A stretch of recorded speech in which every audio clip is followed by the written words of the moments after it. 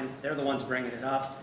So we believe that material, as it relates to all of the patients that Dr. Husel was implicated in overdosing, should be admissible at this point to show intent, knowledge, and absence of mistake.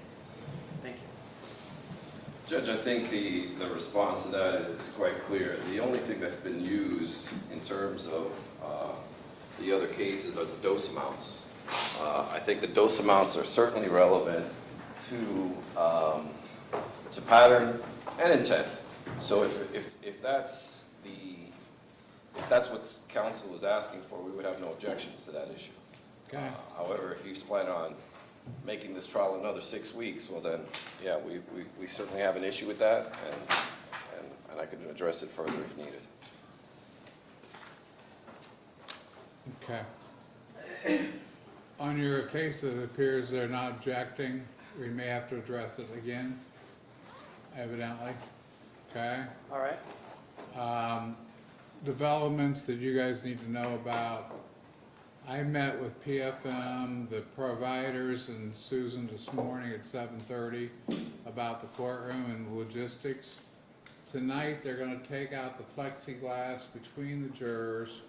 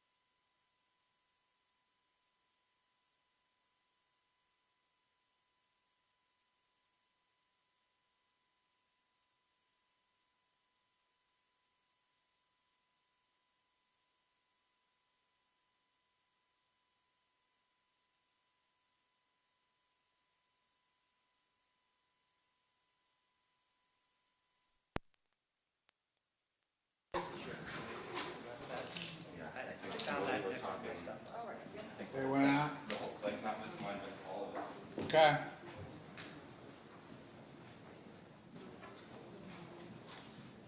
Water? All right. You know the way now. Yeah.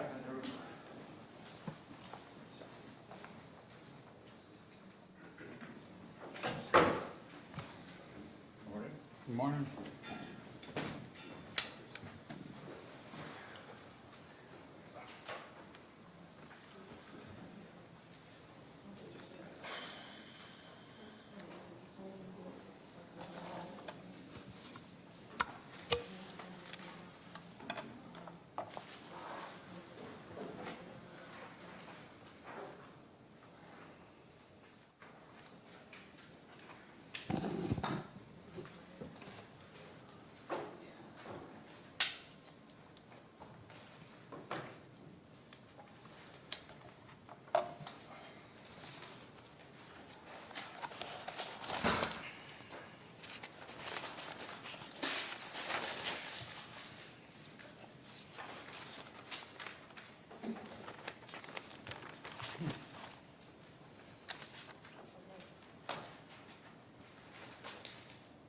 I just hear him in the back hallway. So I figured I'd stand up. What is that little circle thing with the screen on it, huh? That is a microphone. Oh, cool. They were having carryover issues, so we moved a microphone there. All right. When you walk out, be careful. You shouldn't walk near it, but Yep. just in case. Understood, thanks.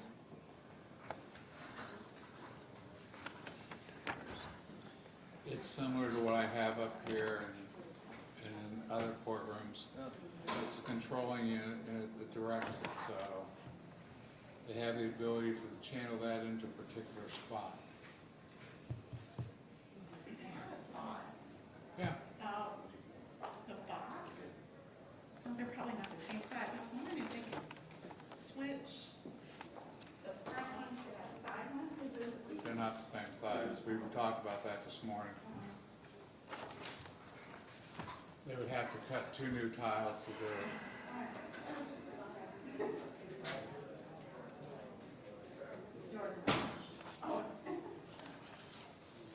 Hey, do you have the? And they don't have a key for us.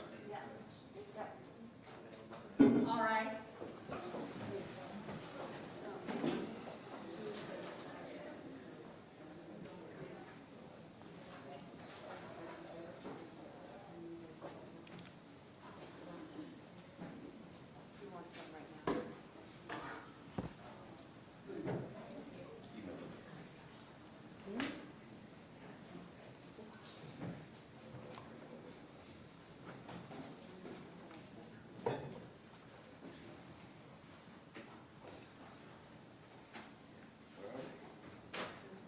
Seated.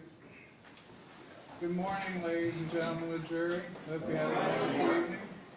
Okay, we're going to continue on with the testimony. So remember, you're still under oath. Mr. Zion? Thank you, Your Honor. If you could have the screen, please.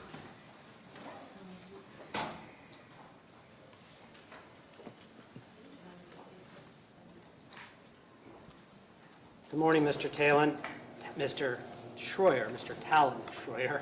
I've mispronounced your name all along here. I It's apologize. not doing any good until that gets all the way down because it's too noisy.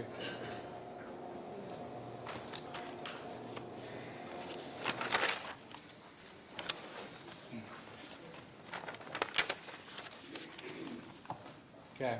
All right. We left off yesterday on redirect talking about what Ms. Menashe termed the diversion call. But how many, was that one? Was that the only reason you made that call? No. Okay. And what was the other reason, just to get us back where we were? That the best I could figure, that diversion was a possibility, or the possibility was the case could be made that these were hastening the deaths of people. And They were what? the case could be made that these doses were hastening the deaths of people. And either way, it wasn't good. Okay. October 24th, was it your testimony on direct and cross that that's when you found out these were about palliative extubations? Correct. All right. I want to show you, we showed you some records here yesterday regarding Janet Kavanaugh. 29B and 29BB.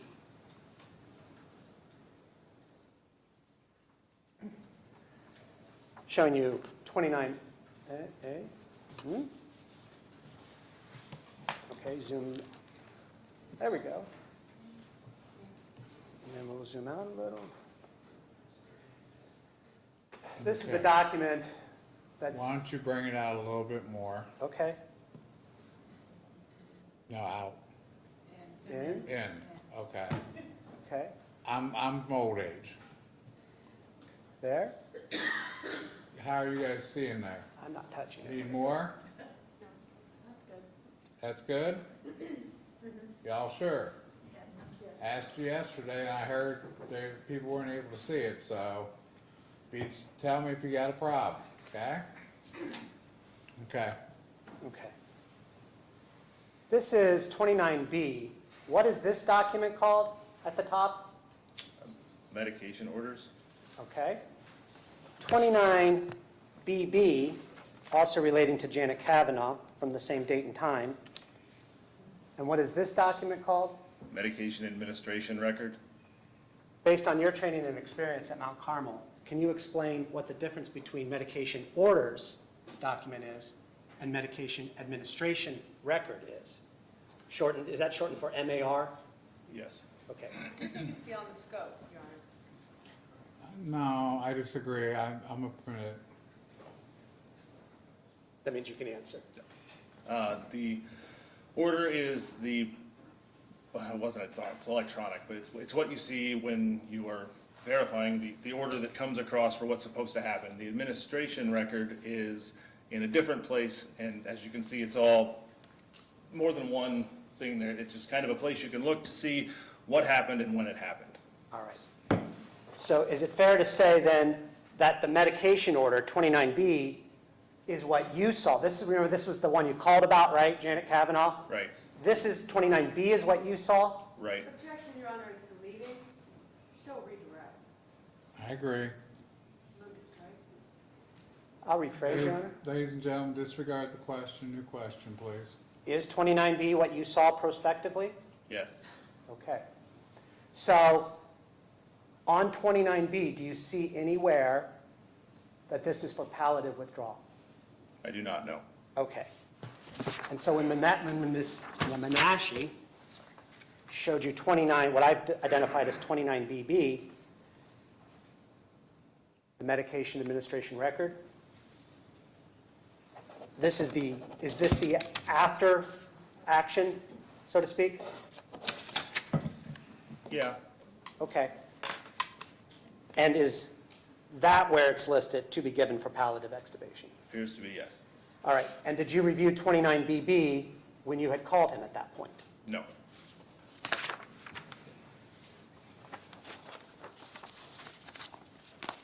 Are you familiar with the nurse's habit of what's called back charting? I've heard of it before, yes. What is back charting? In my understanding, it is when you might be, a nurse may be busy doing something right now. As to what a nurse does? This is understanding, Your Honor. Okay, overruled. Now, you said back? B-A-C-K, back Back. Okay. charting. Also, for the record, back charting was never discussed in cross, so I think it's beyond scope. It is, Your Honor, and I will address that shortly here. The issue of back charting was addressed in cross, and that's why I just laying a foundation for the next question. Okay. I'll permit it. Thank you. Tell them what your understanding of back charting is. It is shortly that you may not chart or document what you did actually when you did it. You may do something and then, because you're doing other things, go back at a later time and document what you did. So, relevant to what Ms. Menashe was asking you yesterday regarding Janet Kavanaugh, when she showed you 29,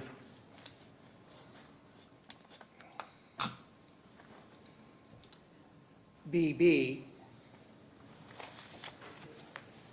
the medication administration record, a document you did not review prospectively, she noted with you on cross about the time, 8:27, right? Correct.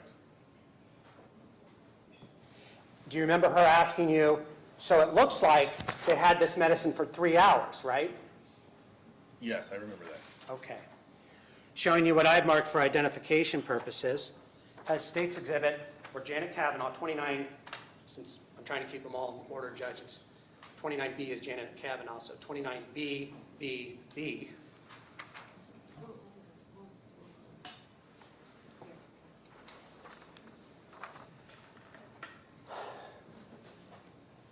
Are you familiar with the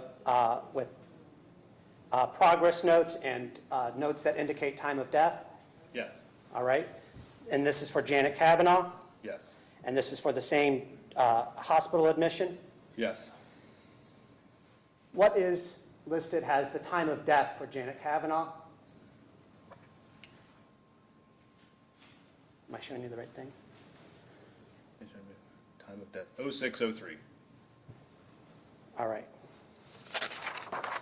So what time, that's on the 24-hour clock? 6 in the morning, 6:03 in the morning. All right.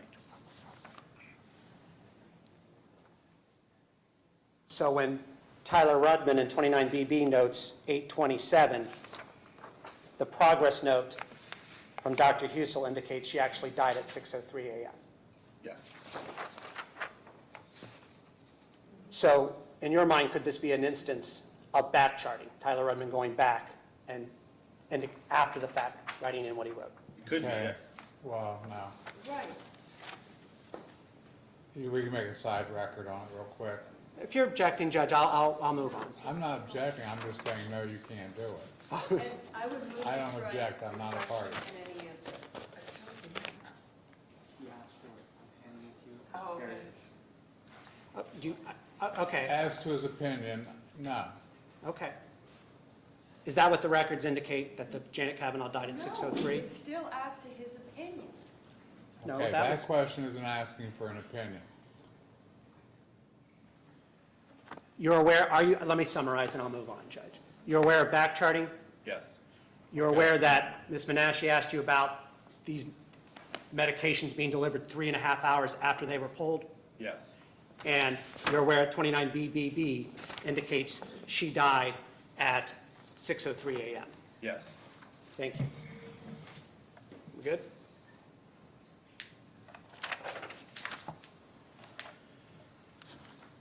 Remember Ms. Menashe asking you the line of questioning about, well, you only worked at night, so you only worked with Dr. Husel, right? Remember that line of questioning? yes, I do. All right, so directing your attention to that line of questioning by Ms. Menashe. You also worked with another nighttime ICU doctor, didn't you? I did. And what was his name? Dr. Hagris?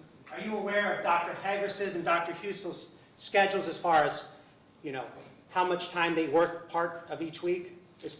Vaguely. What's your vague notion of when they worked?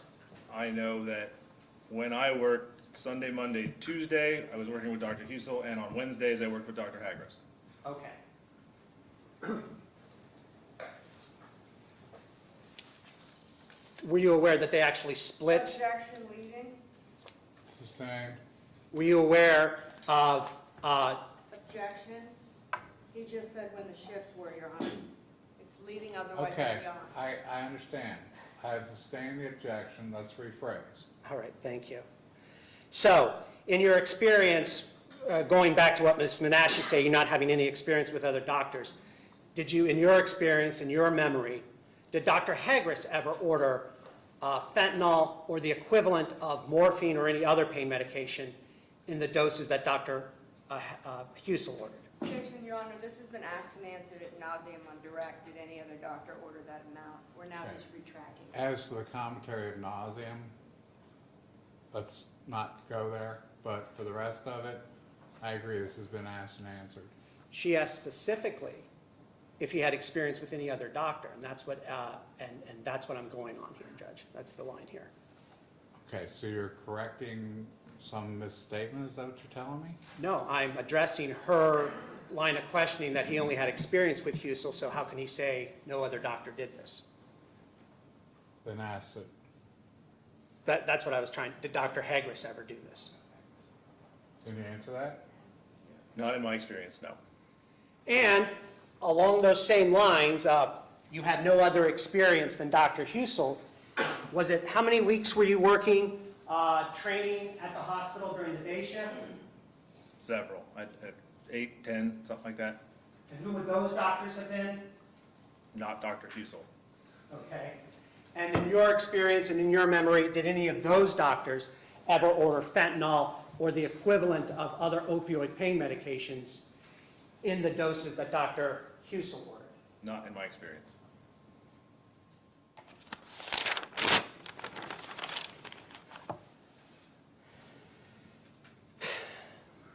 Back to the line regarding where was pharmacy. Do you recall Ms. Menashe asking you about Lipidol and that one surgeon that used it and Randy not being around? I do. Did you design the system where the people you can mark your concerns up to were, I think in her words, MIA during your shift? No, I did not.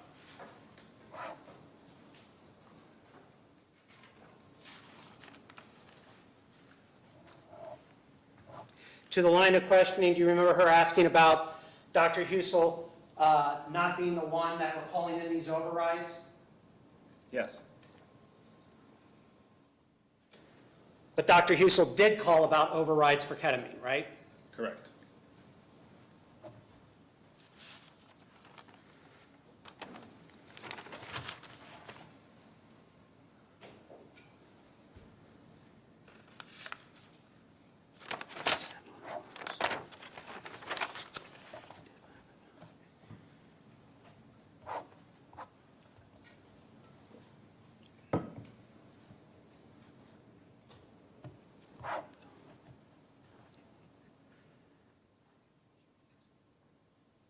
Do you remember the line of questioning about overrides somehow being implied that they were nefarious, I think was the word Ms. Menashe used?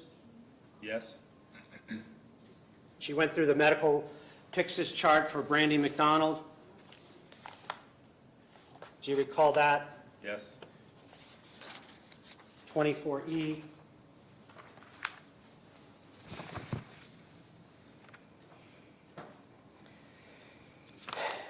And recall her pointing out that there was overrides for sodium bicarb, propofol, hydromorphine, sodium chloride. Do you recall all of that? Yes.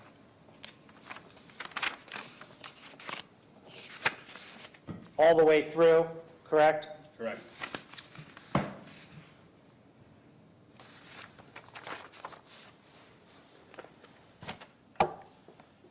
If those are all taken on override, are you reviewing any of that stuff Ms. Menashe pointed out prospectively? No, Did you design this system? I did not. Did you make the rules for how this was set up? I did not. Where was pharmacy on those? Oh, unaware, or at least unaware at the time.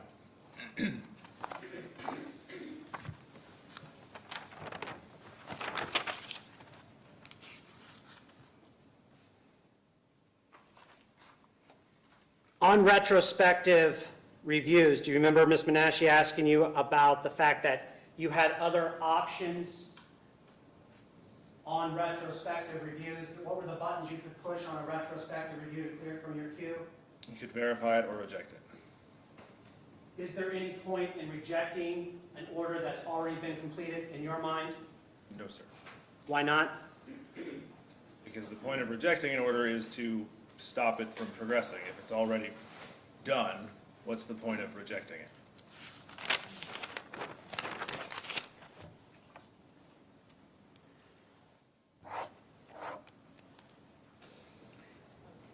Do you remember her asking you about LexiComp and the guidelines at Mount Carmel? Yes. Do you remember testifying that you were unaware of those guidelines as far as palliative withdrawal extubations? That wasn't LexiComp, that was just I was just directing your attention to that Oh, area okay, of questioning. Okay. Okay. Were you aware that Mount Carmel had an intranet system with information in it? Yes. How would you describe the organization and the ease of use of that intranet system, which had those policies and guidelines in them? You want to go, Your Honor? We're directing it right back to where she's talked about his awareness of the policies and guidelines. Okay, I'll permit it.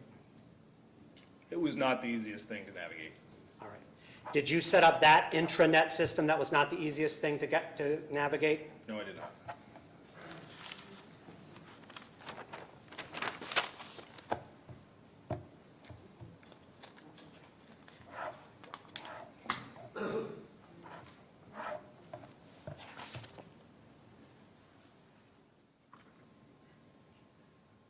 Is there anything else that you need to clear up from your testimony from yesterday?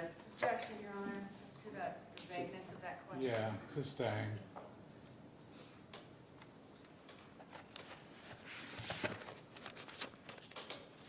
So I can't lead, but I can't ask an open-ended question? No, it's just the nature of an open-ended question. You're asking him to basically correct anything he thinks wrong? There's no guidance there. Well,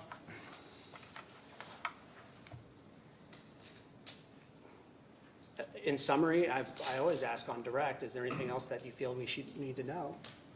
But we're in redirect right now, so, Which is the point? okay, I'm not gonna argue with you here, Okay, sir. All right. Well, then I have no further questions. okay? Anything on the back charting? Sorry? Anything on back charting? Yes, please.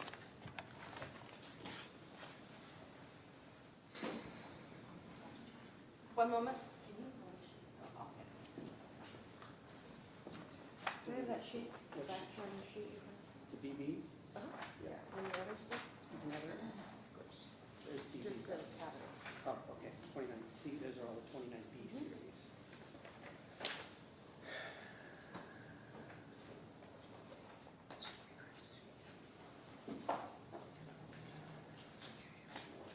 There's 29A, is that her? Just check, make sure I got the right person there for you. No, this is Charles. That's We just what I need thought. 29 BB. Yeah. BBB. There it is. That's 29B and 29B. Mhm. One minute.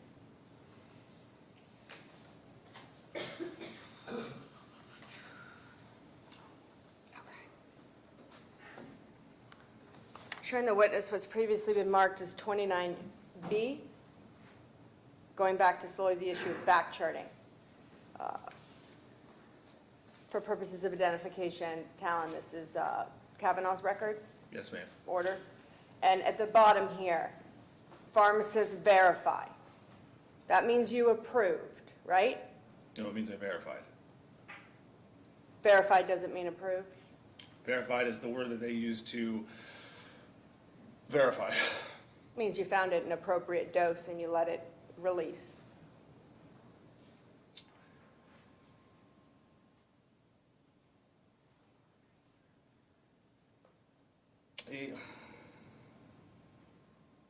If it was done prospectively, yes. And we know it was in this case, Yes. correct? And so I just want to be clear about the time. The time where you verified, Talon, what is that time right there? 5:14 a.m. Okay. And with respect to the time that this argument about back charting, give me 1 second while I find the note.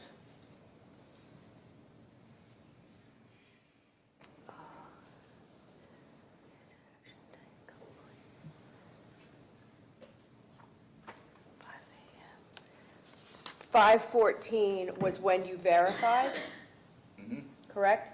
Correct. And we know that the time of death, based on the progress notes, was, it says right here, 6:03. It does. And then right up here, progress note says 6:10, Yes. correct? And that would be AM. Yes. Both of those times, the date of death, at the 6:10 and the 6:03,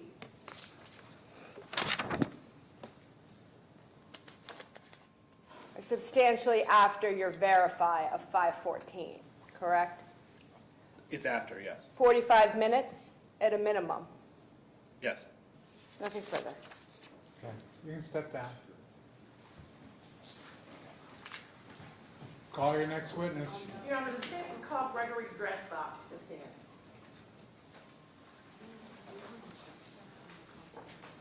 Thank you, you're all done.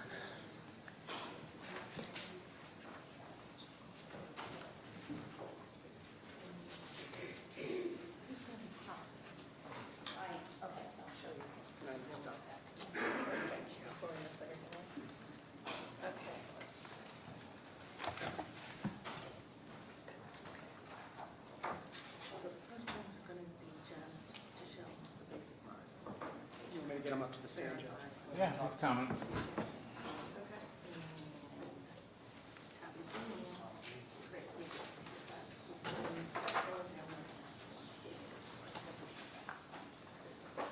This is going to be just. Stand and raise your right hand, please. Okay. Thank you for that. Okay, come on up here. Do you swear to tell the truth, the whole truth, and nothing but the truth, so help you God? I do. Okay, go and have a seat there. Make yourself comfortable. You got an aerial mic there in front of you so that we can all hear. You gotta talk towards that. Okay, I need you to state your name for the record and spell your name for my court reporter so she can get used to your diction, okay? Yes. Gregory Dressbach, Gregory Dresbach.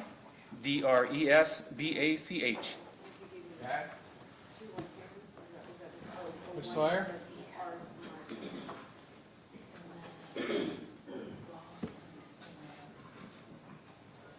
No questions?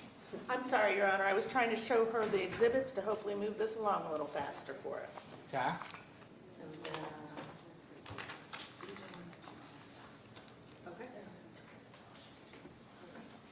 Mr. Dressbach, how are you doing today, sir? I'm fine, how are you? I'm good. And where are you employed, sir? I'm currently employed at Mount Carmel, Grove City, And how long, what is your position with them? clinical staff pharmacist, How long have you held that position with Mount Carmel? since August of 2000. And obviously, Grove City has not been open that long. Were you with Mount Carmel in another hospital prior to Mount Grove City opening? Yes, I worked at Mount Carmel West. And how long were you at Mount Carmel West specifically?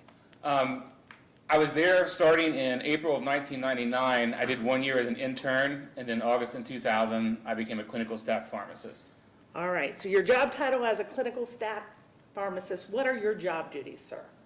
We are responsible for making sure medications that are compounded within the pharmacy are compounded correctly and dispensed out. We respond to events within the hospital, such as strokes, heart attacks, codes, those types of things. And we review medication orders that come into our queue prior to their dispensal. Do you work a particular shift at Mount Carmel? Yes, I work the night shift. And are there specific days that you work? I work currently Monday night through Thursday night. Prior to that, I was working Sunday night through Wednesday night. Okay. And when you say prior to that, do you remember the time period you were working Sunday through Wednesday? I worked that shift up until March 13th of 2019, sorry. All right. Just briefly, let's go through what type of education and training you have to hold your current position. Okay, Where did you go to college, sir? The Ohio State University. And what degree did you receive? I have a Bachelor's of Science in Pharmacy, Do you remember what year you received that in? 2000. And did you go on to get a doctorate degree? I did not.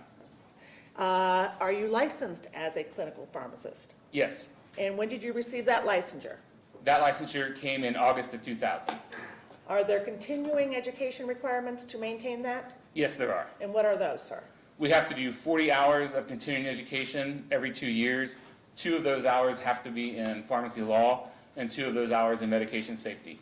Since 2000, has your licensure as a clinical pharmacist remained consistent? Yes. Can you describe to us, we've had some description already from other witnesses, but how is medication distributed within Mount Carmel West specifically? Within Mount Carmel West, there would have been essentially 2 ways. One would have been medications that were actually delivered from the pharmacy to the floors and placed in patient-specific bins. The other would have been through an automated dispensing system, which we used the Pixis system at Mount Carmel West, which was an automated cabinet full of drawers and bins that contained commonly used medications. And describe to us what the Pixis system is as far as how it is utilized. Oh, it contains commonly used medications for the patients on every floor, anything from as-needed pain meds, nausea meds, to blood pressure medications, just your commonly used meds. Those are stocked in the cabinet on the floor.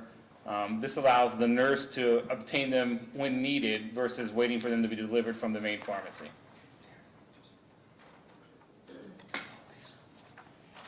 And how many Pixis machines are in Mount Carmel or were in Mount Carmel West? I don't recall the total number. Do you remember how many were specifically in the ICU unit? I believe there were 3. Okay. Now, can you describe to us, how do you verify medication? How does it come to you as to whether or not it's going to be dispersed? A practitioner, such as a physician, nurse practitioner, physician assistant, or a nurse, would go into Cerner, into the PharmNet side of Cerner, which is the computer program that we use to track orders, not just for pharmacy, but lab and everywhere. And they would enter a medication order, and once they had completed filling out the order, they could sign it, and that released it to the queue where we would see it at that point. All right.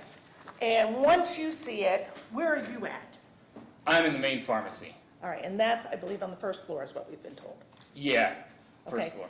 So describe to us, once that's entered into the queue on Cerna and PharmNet, how does it get to you?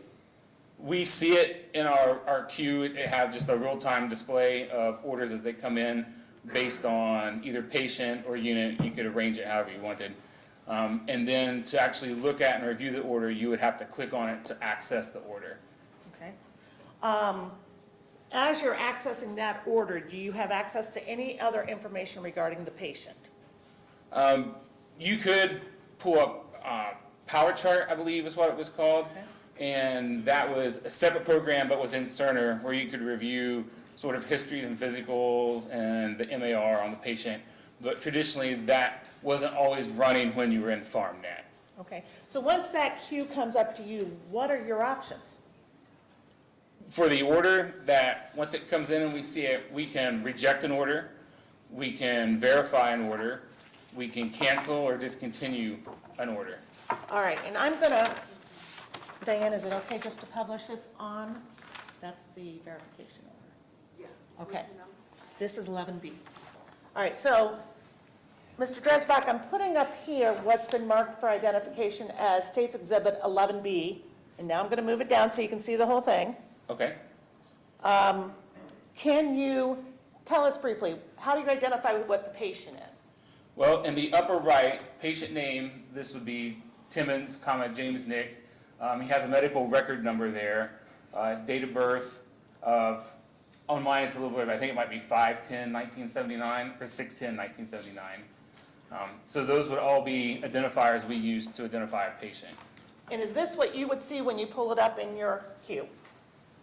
It was a different appearance just because the verification screen looks different, but that information is there, yes. Okay. Now, one thing that was talked about yesterday, and you weren't in here, but was the word routine. What does that mean to you? When an order is put in, the person entering the order has the option. It defaults to routine, which means that pharmacy has 60 minutes or so to verify the order. It's not a rush order.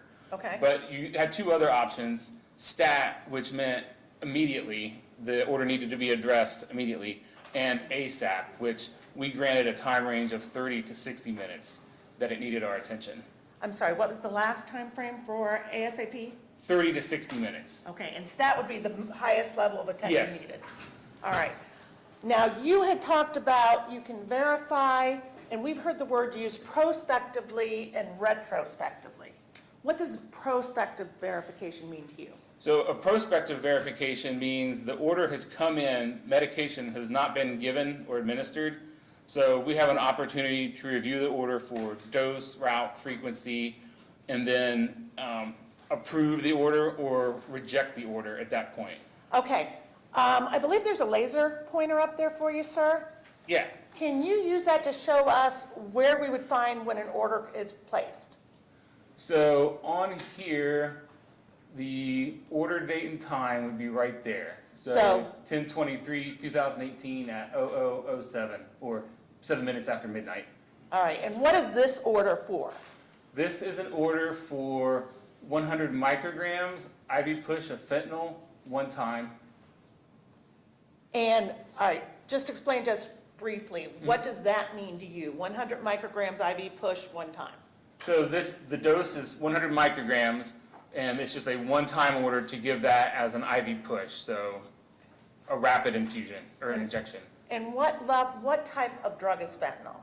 Fentanyl is an opiate. Now, where does it show whether or not where the doctor is that ordered that dose? Right there under ordering physician. And this one would be Dr. Husel. Yes. And where does it show whether or not you verified this? Down here, Pharmacist verify, electronically signed by, and that's my name. And the date and time on this one? 10/23/2018 at 00:13, or 13 minutes after midnight. All right. To you, what does prospective verification mean? Prospective verification means that we receive the order and have an opportunity to review it prior to the medication being administered. And retrospective verification? Retrospective would be that the medication has already been administered, and now the order is being put in or released into the queue. So we can see it, but there's really nothing you can do at that point. The medication has been administered. All right. How do you tell on this form whether it is prospective verification or retrospective verification? Looking at this form, I would suspect that this one is a prospective verification because the order went in at 7 minutes after midnight, and then I approved it at 13 minutes after midnight, and then it was completed at 16 minutes after midnight. So 3 minutes after you approved it, it's completed, Yes. which means you looked at it before it was administered? Yes. Okay. And just for the record, 11B, that's a true and accurate copy of what's done in the course of your business? Yes. Okay, and next is going to be 2B. All right.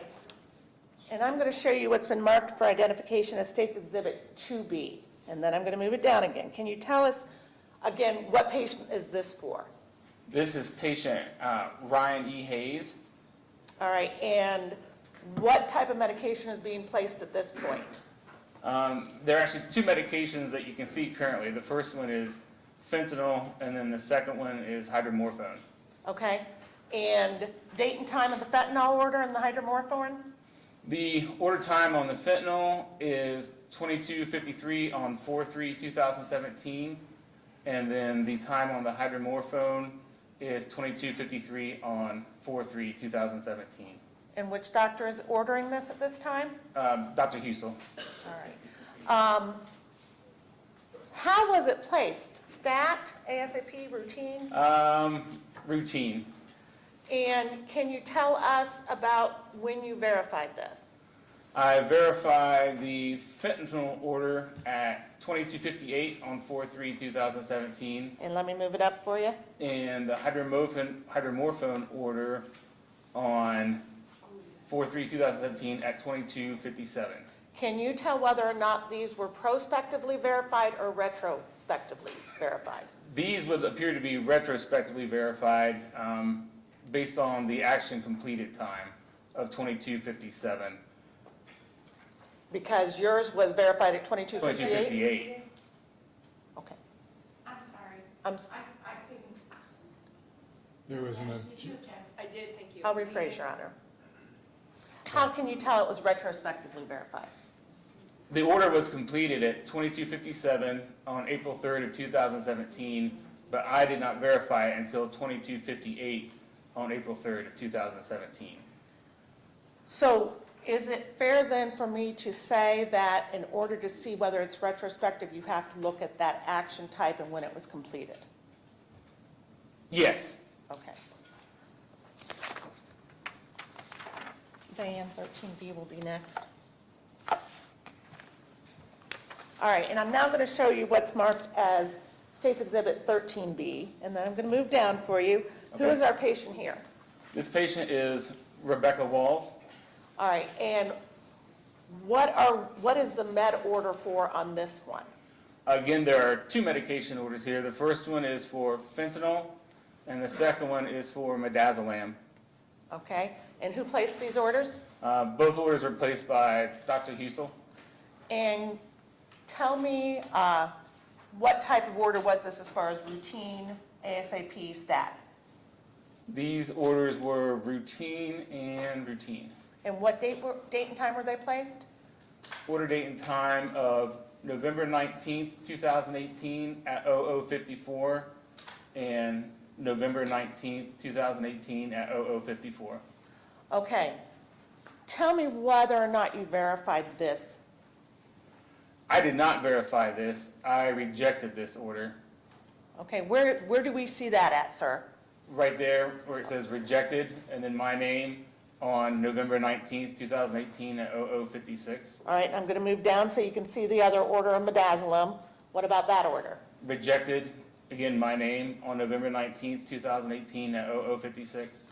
All right, now tell me about what happens when you are rejecting an order. What do you have to do? I reject the order, and then that will flag the order with a symbol across the system that it has been rejected by Pharmacist. And then I usually call the floor to try to get the order clarified. Okay, you said it flags that order. How does it flag that order? There was a symbol, I believe it was a mortar and pestle with a red circle around it and a line through it that would appear by the order on their system. That's what it appeared to pharmacists. Okay. I think it appeared the same way to nurses. So that would be going directly to the nurse who ordered it? It would be going to anyone that accessed that patient's record at that time. Okay. So I want to show you what's been marked as State's Exhibit F. What is that, sir? This component right here is the refrigerator section of a Pyxis, and then this component right here is the other cabinet portion of the Pyxis. All right, and I've got some different viewpoints for you. State's Exhibit 15G. What does that show? So again, this would be the refrigerated section. We're obviously looking at it from the other side now, and these are the two now cabinet sections, and that is the Pyxis touchscreen. State's Exhibit 15H. Again, refrigerated Pyxis cabinet, the two non-refrigerated cabinets, keyboard, touchscreen. And the keyboard, is that where the nurse would place the order? No.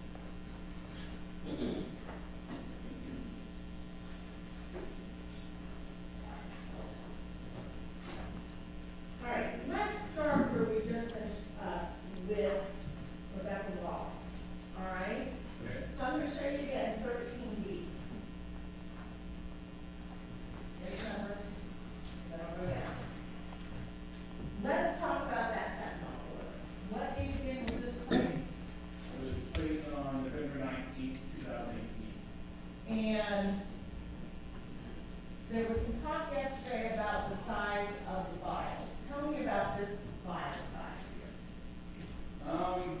Just looking off of this order, it doesn't really specifically say which file size it was pulled from, but typically what stock in the cases machine were 100 micrograms per 2 ml vial. All right, so I'm going to show you what's been marked as State's Exhibit 29.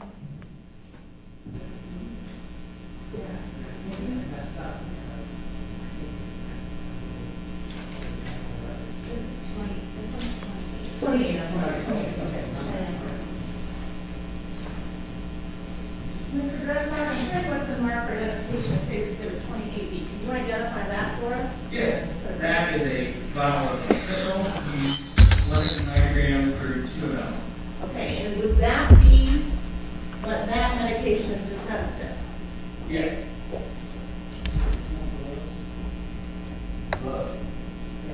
Oh, yeah, fine. Thank you. All right, so what was the total dosage of fentanyl ordered for Rebecca Walls at this time? At this time, the total dosage is 1,000 micrograms. How many vials did that take? That would take 10 of those vials. And let's talk about the bedazzling. What type of drug is bedazzling? It's a benzodiazepine. Okay, and we've also heard it called Versed, I believe? That's its brand name. All right, what was ordered as far as the bedazzling and Versed? 2 milligrams. And how many milligrams are in a vial on this, do you know? There are actually multiple strengths of Versed available. They come in either 2 milligrams per 2 ml or 5 milligrams per 5 ml. Okay. You rejected this order. Why? This order came through after an incident that happened in October, Okay. where we became aware that there were high doses of fentanyl and benzodiazepines used in a palliative ventilation withdrawal. So on advisement of proceeding forward after that, whenever we saw in these orders, we were asked if I reject and clarify, and that's what I did. Okay, so you rejected, what did you do after you rejected this? I believe I called the front station to the MICU first, and got no response. So then I tried to call the back station of the MICU, and then still got no response, which isn't unusual. They're a very busy area. And then, before I could do anything further, I received a phone call from the ER. Okay. And this kind of lays the groundwork. How many people work the night shift? Myself, one other pharmacist, and 2 technicians in the pharmacy. And you're responsible for the entire hospital? Yes. Is it unusual for you to get called and won't be right? Oh, not at all. All right. So you get called by the ER. Do you know how long that took you? 5-10 minutes. There's basically an issue with trying to determine appropriate antibiotics for a patient that had multiple allergies. So we were working through that, and then the order started, so we could send. All right, so when you get back to your desk, what do you do then?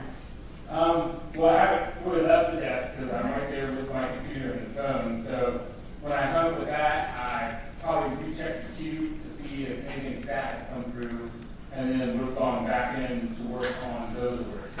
Okay, what did you find when you rechecked the queue? These had switched from my rejected status to a completed status, these 2 orders.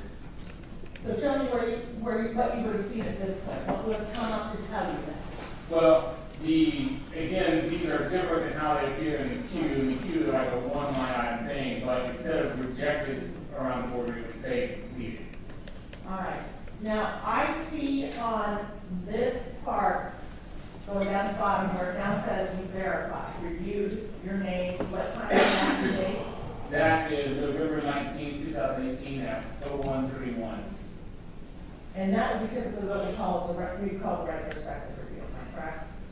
In this case, yeah, because the medication now has been given and completed without my authorization, because I rejected it previously. Does you marking that as verified after the fact mean you have approved it? No. What does that mean? In this instance, with this system, you only have one function to remove an order essentially off from the queue, especially once it's been completed, and as the verify function. Okay. So whether you are prospectively approving the order or just retrospectively removing the order from the queue, you have to use the verify function. Okay. Why did you reject this initially?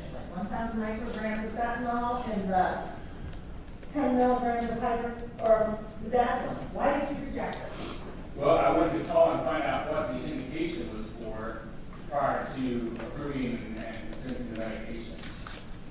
All right. And you weren't able to get a hold of anybody. No. Did you after the fact find out what it was for? Yes, What did you find out? that they had used it in a palliative pill withdrawal. If you had known that, so let's say you called and got a hold of them, what would you have done with the order?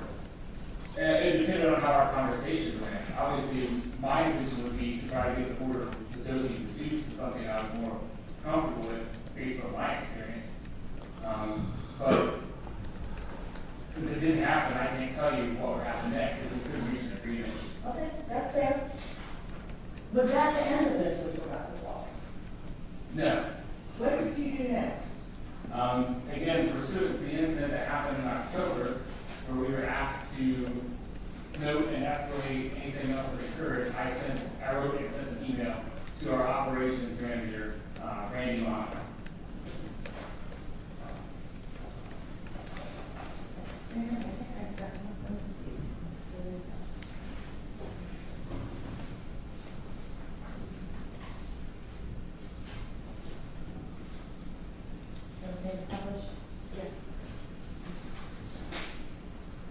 And do you recall what date you sent that email on? It should have been November 19, 2018. All right, I'm showing you what's been marked for identification as case exhibit 20A. Can you write down the date for us? Yes. This would be said email. All right, what's the purpose of sending this email to Randy Mines? The purpose of sending the email to Randy was to try to get some continued traction on what to do in the future when these orders pop up. Also, when I was going through and writing the email, I noticed some things that bothered me with how the medications were being removed from the fixes and basically using the override function. And in this instance, the medications were even administered, though I had rejected the orders.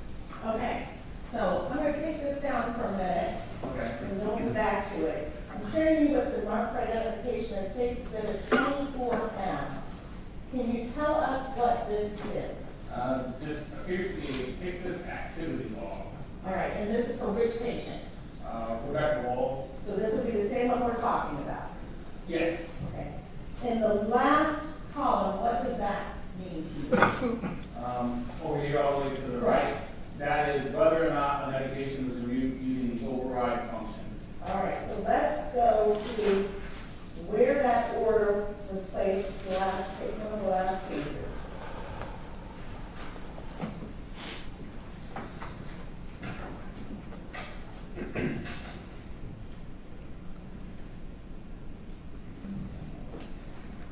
Okay, so it's actually the very last page. So tell us what your concern is with how this is done. What raised your concern? Oh, first, you can see that the medication, the fentanyl, there's the dose, the 1,000 micrograms, 10 vials, and it was removed on override.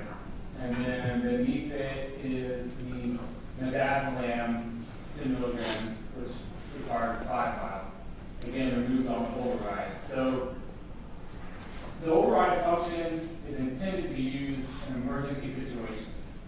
In my opinion, on how to control. Okay. I sustain the objection, let's ask some questions. Based upon your experience as a palliative withdrawal emergency, An emergency, no. okay, anything else that raised your concern? The individual that withdrew the medications, I have to refer back to the email to be certain, I don't believe it's the same individual that administered the medications. Okay, so what's the individual who withdrew it here? Here is Jordan Blair. All right, I'm actually going to go back to 13B. Who placed, what involved as far as this shows us? It appears that it was either electronically signed by Wesley Black. So what raises your concern about this? Well, now we have a compromised chain of custody for the narcotic, the fentanyl, and the Versed. One individual has removed them via override from the cabinet, and another person is documenting that they're getting it. I have no idea what happened in between. Okay, so going back to your email, 20A, and that's the email of November 19th, 2018. Who's Randall Mark? He was the operations manager at Mount Carmel West. And why are you emailing him regarding this? I felt that ultimately the things that I were addressing in the email, the misuse of the override function, the two individuals handling narcotics without a clear chain of custody, those were all things that fell under Randy's purview. Okay, and what were your concerns that you related to Dr. Miles? Was it Mr. or Dr.? Sorry. Doctor, Dr. Miles, what were the concerns regarding this? I was concerned that there could be potential drug diversion. Okay, I was concerned that there may need to be re-education about the proper use of the override function. And then I had concerns about the doses on both medications that were being used in that scenario. and what were the concerns about the doses that were being used in this scenario? They seemed high to me. Okay. So you passed that up the chain of command, and there's a email back from Dr. Miles to your personal voice report. Correct. Voice report. VOICE is an acronym, I do not know what it stands for, that we use internally that allows anyone to report a medication or medical error within the hospital or near error. So anything from labs drawn on the wrong patient to medications administered on the wrong patient, those types of things could be filed via a voice report. Okay, so anything that's a problem, am I getting that correct? Yeah, that maybe needs addressed.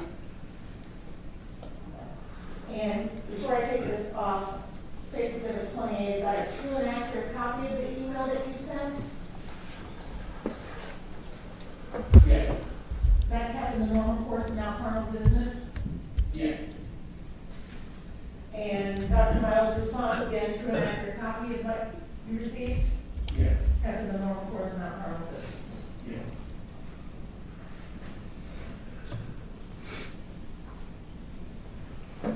Now, obviously, we're here about some specific patients, and you have, as the night pharmacist, had some involvement with some of the other patients and victims we're concerned about.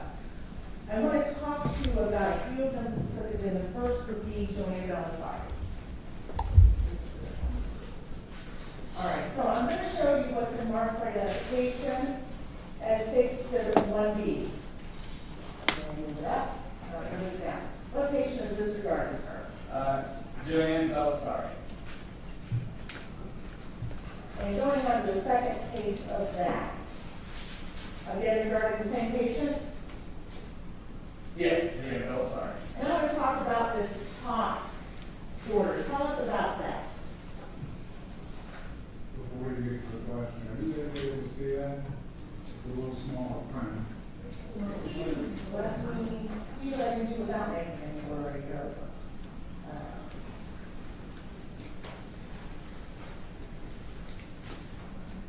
That better? All right, maybe, right? As it looks like. Yeah, like maybe. All right. Tell us what date this order was placed, sir. This order was placed on May 4th, 2015 at 03:36 a.m. And who was it placed by? It appears Dr. Husel. All right, what medication was he ordering at this time? This was fentanyl, And what was the full dosage that was ordered? 200 micrograms. All right, now, the other one we saw was 1,000, this is 200. Did that strike you as anything unusual? No, Why? 200 micrograms is an acceptable dose in the ICU as a one-time push. All right, did you verify this prospectively or retrospectively? This would appear to be a prospective verification. All right, tell us what says that. I reviewed and signed it at 03:40, sorry, that's wrong. I reviewed and signed it at 03:43, and they, actually, I guess I misspoke. This may have been a retrospective one, because if I had signed it at 03:43, but it was completed at 03:38, that meant the medication had to have been administered prior to my approving the order. Okay. All right, then I want to switch to the last page of this. And again, same patient? Yes, Danielle, sorry. All right, let's talk about this, and let's see if I can get this right. Rocuronium. Am I saying that correctly? Yeah. Okay. That's ROCURONIUM. Yes. What type of drug is this, sir? This is a paralytic. Okay, explain to us what that is, please. It paralyzes basically the muscles within the patient's body, rendering them in a state where they cannot move at all. What's this used for? Typically, this would be used like during intubation, Okay. or if a patient was on a ventilator and needed to be paralyzed because they were not compliant with the ventilator. All right, and who placed this order and on what date and time? Order physician is Dr. William Husel, and the order date and time is May 5th, 2015 at 22:46. And can you tell us whether this is a prospective verification or a retrospective verification? Looking at the information on this would have been a retrospective verification because the order was entered at 22:46, completed at 22:50, but then signed by myself at 22:51.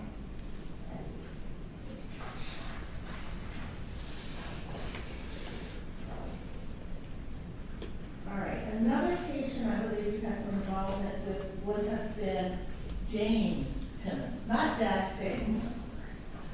All right, I'm going to show you what's involved in this case, but it's 11C. 11C, move it up a little bit, and then can you tell us what patient this is regarding? Yes, James Nick Timmons. All right, I'm going to turn the page.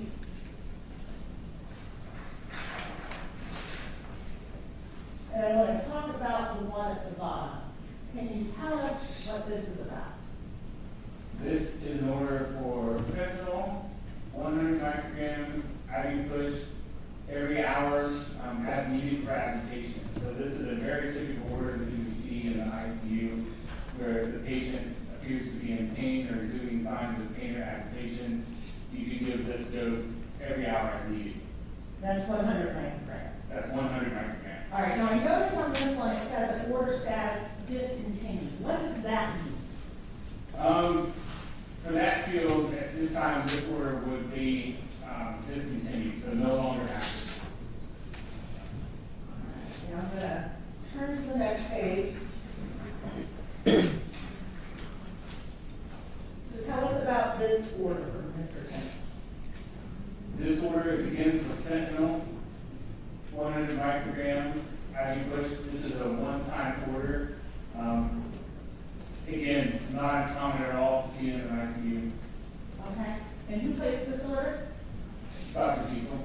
And can you tell us whether, okay, you signed it, Eric, the verification? Yes, I signed it at 00:13 on October 23rd, 2018.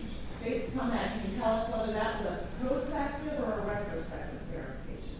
This one appears to be prospective because I verified it 13 minutes after midnight, and it was completed at 16 minutes after midnight on the same date. Okay. And the bottom one shows a fentanyl additive for 2,000 micrograms. What's a fentanyl additive? So this is an order for an IV continuous infusion. Okay. So this is 2,000 micrograms of fentanyl and 200 mL of sodium chloride. All of this stuff in the middle basically is stating that this patient needs this fentanyl infusion to remain sedate and unagitated while I presume they're on the ventilator. Again, not at all an uncommon order to see in an ICU. All right, and when you say it's an infusion, explain to us, lay people, what that means. So if you watch a movie or TV show, you see them hook up an IV and then it runs through the tubing That's an infusion versus an IV push where you just have it in a syringe and you inject it. And this type of infusion, how long would that last? This type of infusion can last indefinitely. It is strictly based on the needs of the patient. So the rate that it runs in can fluctuate based on the state of the patient. Okay, and I see the word titrate or titration. What That's does what that that mean? means. That's what that means? Yeah, titration means you adjust the rate based on the patient's clinical presentation. Okay. And then, the last page for Mr. Timmons, talk about this one for us. Actually, the top one. Yes. Okay, this is midazolam or Versed, 2 milligrams, IV push, every 1 hour, routine is needed for agitation. Again, this pretty much will always go with someone who's on a fentanyl drip. Because if someone is being treated for pain or on a ventilator, they also need to be sedated. And Versed is your sedative active agent. Okay, now we've heard the term synergistic effect.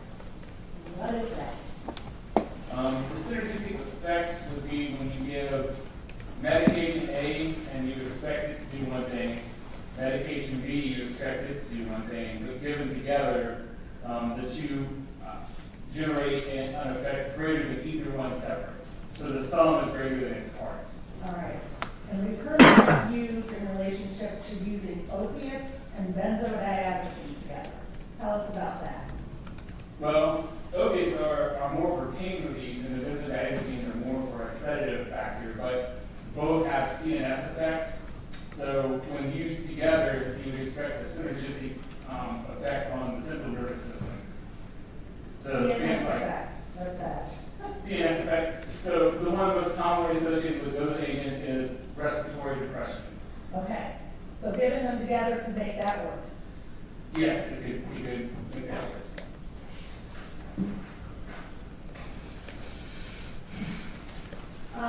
There was some talk about Lexicon. What is Lexicon? So Lexicon is a drug resource database that is available. It's extremely helpful. It contains common dosages for various disease states and diagnoses. It contains the information about how drugs are commonly prepared and available, side effects, just about anything you would want to know about a medication you can find in Lexicon. Have you ever accessed it? Yes. How is it available to you? I have it on my phone. It's available through mobile devices. It is also available on Mount Carmel's intranet on their homepage through the pharmacy department section or through the library section. You can access Lexicon. All right, so I'm going to show you what the mark for identification is 26AA. 26AA, and move it down. What is this? This appears to be a printout from Lexicon regarding fentanyl. Okay. And have you seen this before? Yes. Okay. Tell us, what is important about this to you? Well, what is up on the screen right now, these are black box warnings, which are the most serious warnings that the FDA requires on a medication. So you can see them listed, life-threatening respiratory depression, addiction, abuse, or misuse, accidental exposure, psychome, people-50 interactions, which is a metabolism issue, and neonatal opioid withdrawal syndrome. And then moving on, risk from concomitant use with benzodiazepines or other CNS suppressants, risk of medication errors, and the REMS program. I want to go back up to the risk of concomitant use of benzodiazepine or other CNS suppressants. First off, what does it mean when it says other CNS suppressants? It could refer to opiates, any medication that is known to depress the central nervous system. These are the two main classes that come to mind. Ibuprofen? Yes, that's an opiate. Okay. What is the risk with those two together, according to Lexicon? According to Lexicon, together they would have a larger impact on central nervous system depression than either one alone. So a synergistic effect. Okay. And this is several pages long, so when you turn it, what is the rest of this about? Maybe it'd be easier just to hand it to you to kind of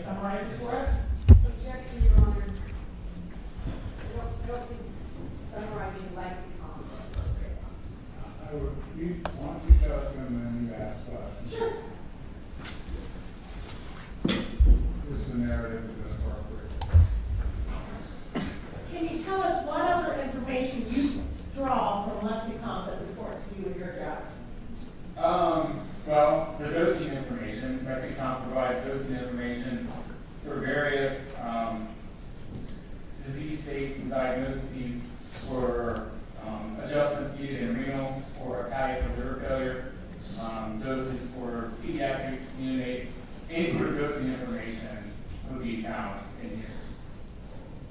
That's for fentanyl specifically. Yeah, it can be for any drug that's account, but one can be for fentanyl specifically.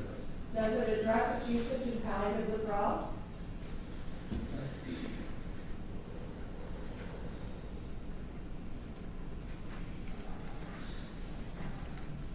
That particular state does not appear to be addressed under their dosing in that account. All right. Mr. Grossack, I'm going to show you a mark-right identification list. See exhibit 26A. There's a number for you. Can you tell us what this is, sir? This is an IV guideline which was used at Mount Carmel to give you basic guidance on common doses and strengths for medications. All right, and this is regarding what medication? This medication is fentanyl. All right, what is this used for, sir? Again, it's used for analgesia, so pain relief. Okay? And what is the recommended dose pursuant to Mount Carmel's guidelines? Again, for their guidelines, 25 to 100 micrograms for an IV push. And then this is the continuous infusion, and you can see, again, the word titrate, which means you can adjust the rate by 25 microgram increments every 15 minutes to a range of 25 to 300 micrograms per hour. Okay, and in the last row at the bottom, what does this mean? Over here, Yes. okay, onset is the time in minutes, so 2 to 3 minutes that you would expect to see pain relief once the medication was given. Peak, 5 to 10 minutes, is the time you expect from the medication being administered that you would see its full effect or its maximum effect in peak. Duration is how long you expect those effects to last, and half-life is roughly how long it takes the average person to eliminate half of the drug from their body. And I see it says 1/2018. What does that signify to you? This would mean it was the version that was posted as of January 2018. All right, and I'm going to turn the page. And I may have to use this up before.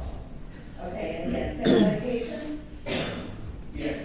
And I know you just looked at it. Anything you see that's changed significantly?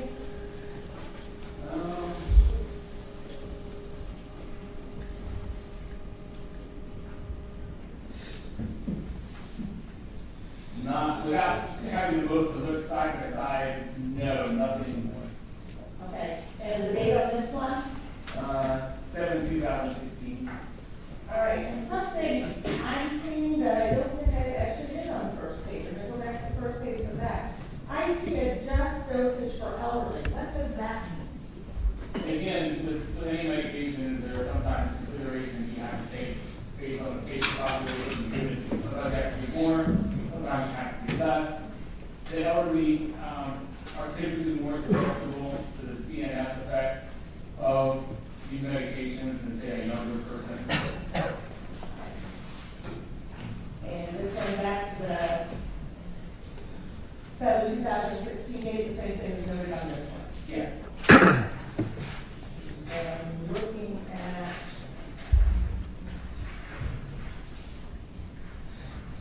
all right, this page looks a little bit different.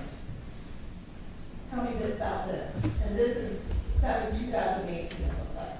So this is specifically for use of fentanyl and procedural sedation. Okay?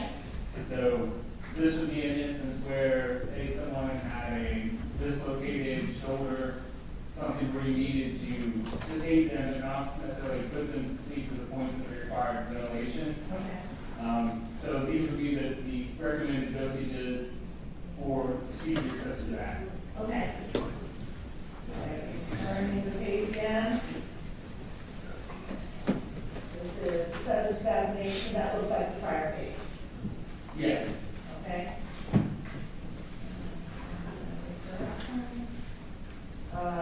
7/2018 looks similar to the prior page again, am I correct? Yes. Okay?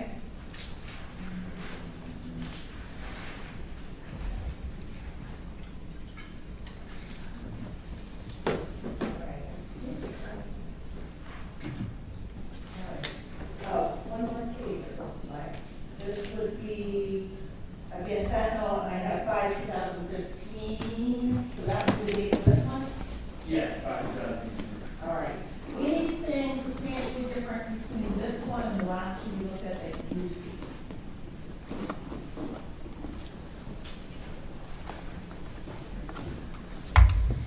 the half-life column is missing over here under onset peak and duration, but that's the only thing that jumps out without being able to compare it side to side. Okay, again, explain the half-life to me, just so I make sure I get this. So the half-life measures the time it takes for half of the drug administered to be eliminated from the body. So if I give you 100 milligrams of something, and 2 hours later, 50 of it's gone, and then half-life is 2 hours. Okay. Mr. Dressock, does this appear to be 26A, a true and accurate copy of those policies regarding fentanyl? Yes, Kept in the normal course of business? yes. Where can you access this at if you're not Carmel employee? Those are available online through Mount Carmel Internet. Again, usually under pharmacy, there's a tab to the IV guidelines, and we'll put those up there. All right, I want to talk to you about another patient. And this is what's marked as exhibit 2C. And can you tell us what patient this is regarding? This is patient Ryan Hayes. All right, let's talk about the top order here. Tell us about that. This is an order for fentanyl, ordered by Dr. Husel, 1,000 micrograms, IV dose once, routine. It was placed at 2253 on April 3rd, 2017. And when was it completed, sir? It was completed at 2257, April 3rd, 2017. All right, and how was this order placed as far as routine, ASAP, stat? Routine. All right, and did you verify this order? I verified this order, but it wasn't until 2258, which was a minute after it was completed. All right, and who placed this order? It appears it was entered by Troy Rudman And what doctor? under Dr. Husel. All right. And let's talk about the one underneath. What is this? This is hydromorphone for Dilaudid. It's an opiate. 10 milligrams, IV push, once, routine. Again, the order entered on April 3rd, 2017 at 2253 under Dr. Husel and entered by Troy Rudman. Okay. And again, you verified it, was it retrospectively or prospectively? This one is for sure retrospectively. This one, the timestamps are identical. Okay. So that's a little bit harder to tell as far as it goes. Yes. Okay. Would the Pixis activity log tell you that? The Pixis activity log will tell me when they remove medications, but nothing more. All right. So let's look at that. Guidance of 2040. All right. So this has been marked, Mr. Dressock, as 24B. Can you tell us what patient this is for? The patient is Ryan Hayes. All right, and again, just to verify, the last column shows what? Overrides. All right, so let's look at those orders.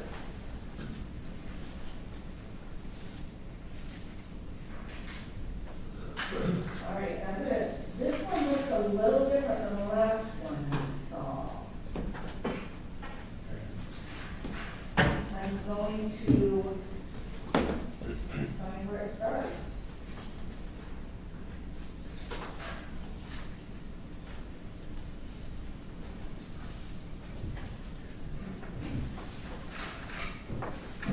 Okay. Again, which patient is this?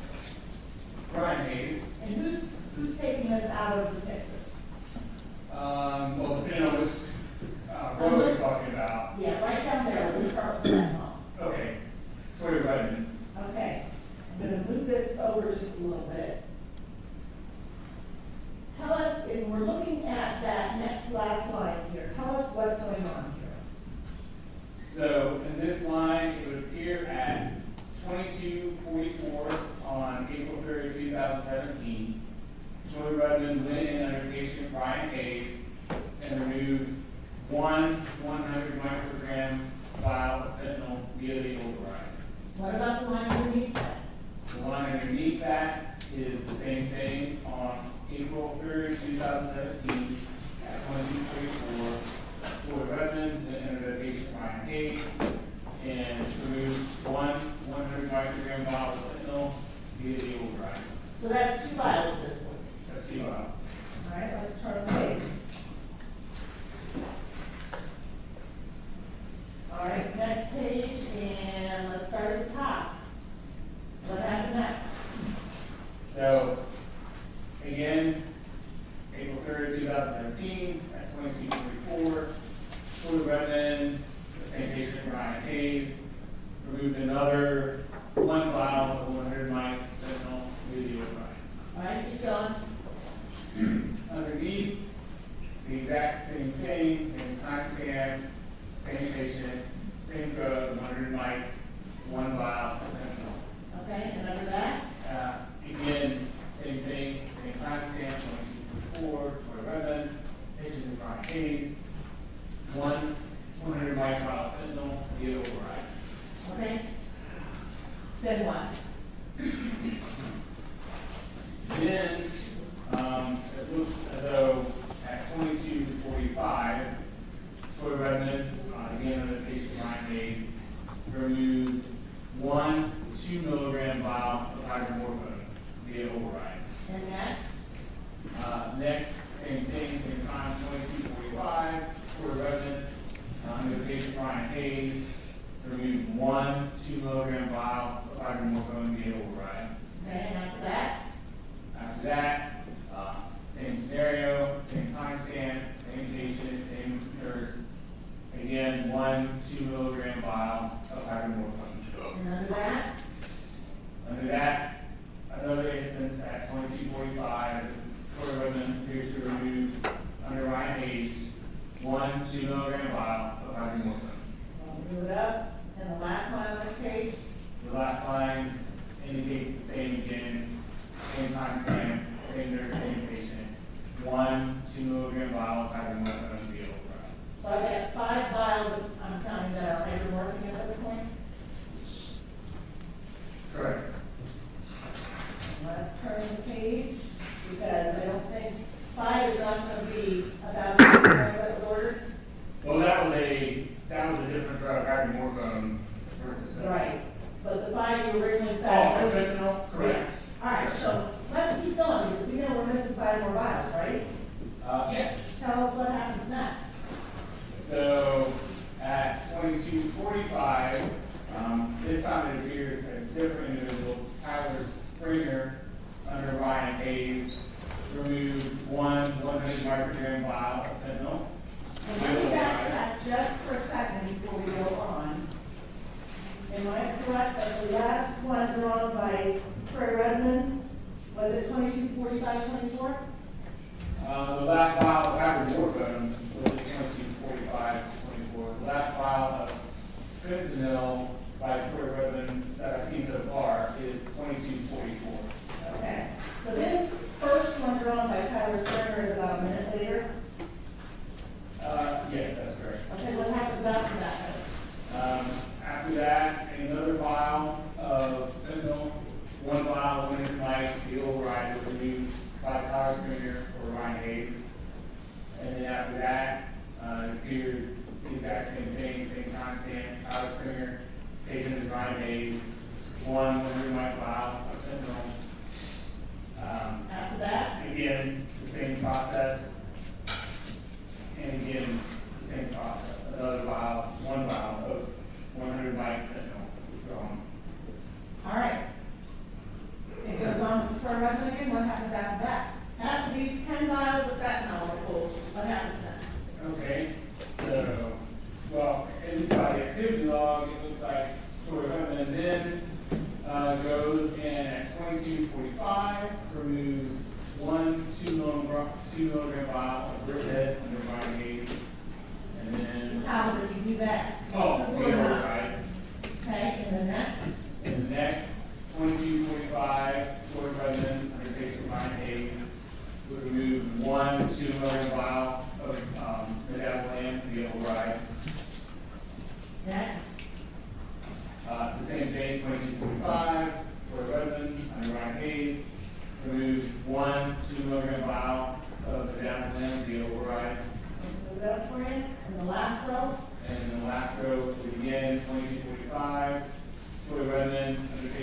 Hayes removed 1 2-milligram vial of midazolam via override.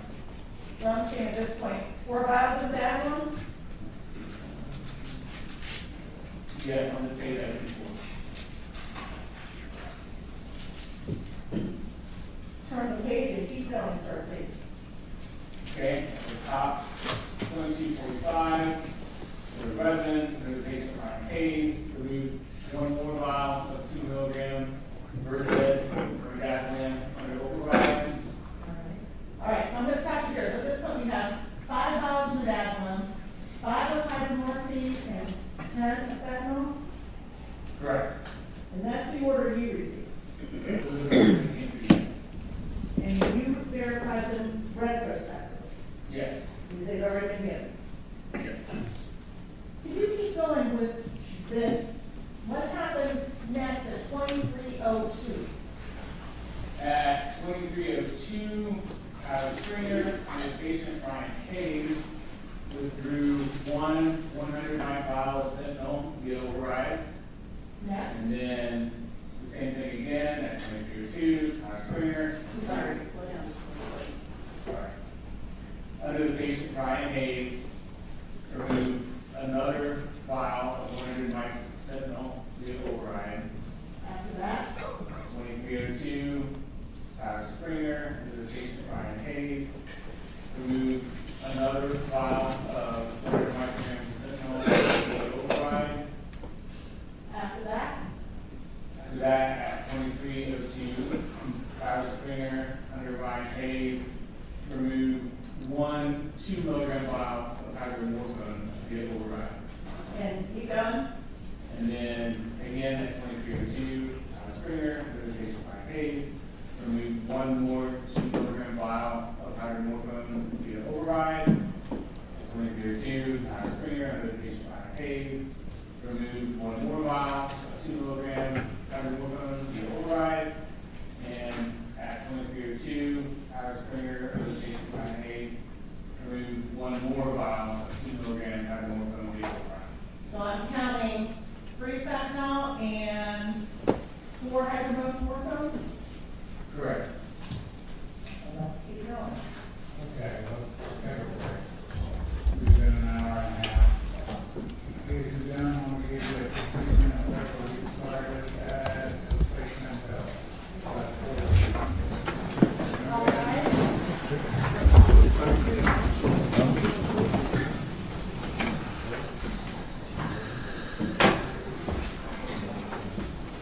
Representative witness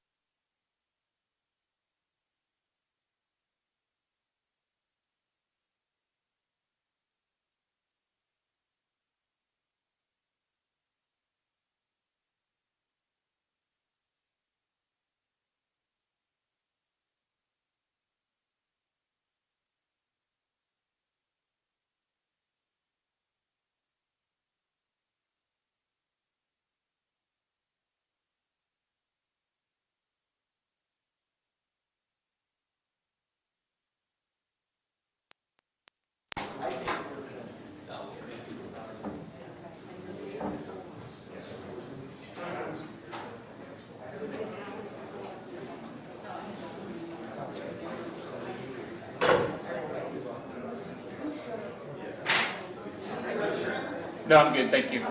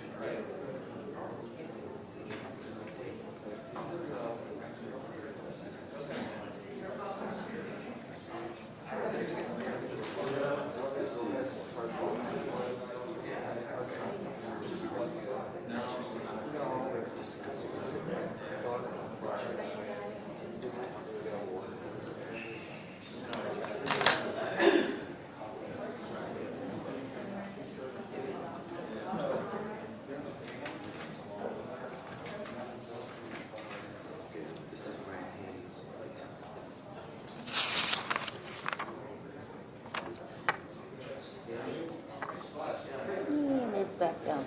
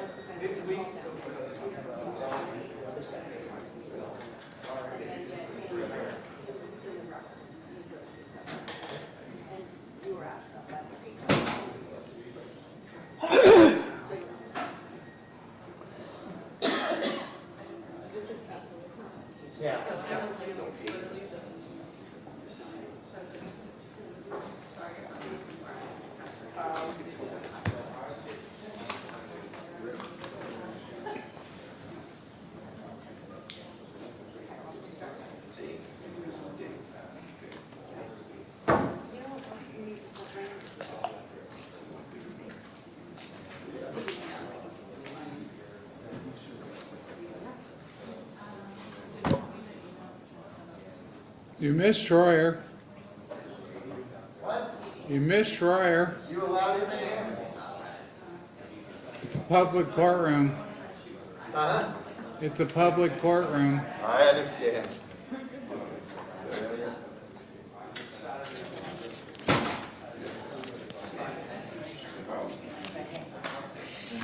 That's your saying, Jose.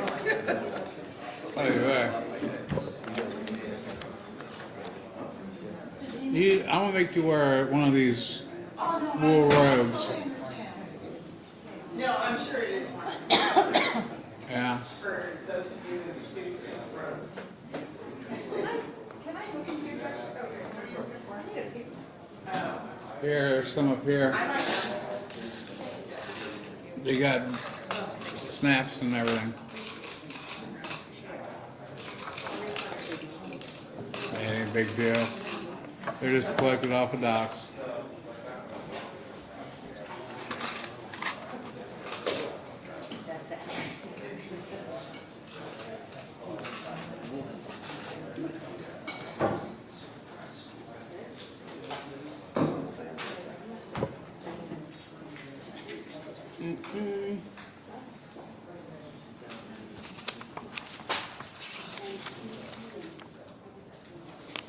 She brought the big bars. I know, I'm trying to stay out of big bars. I feel sorry for her kids, man. She wiped out their candy selection. All over her dental bills. Sometimes I forget about having young ones around. Oh my gosh. Have I told you my boyfriend has a 6-year-old? That's been very enlightening. Yeah, I don't think I'd want to become a parent again. Well, I mean, I've never had been married, so.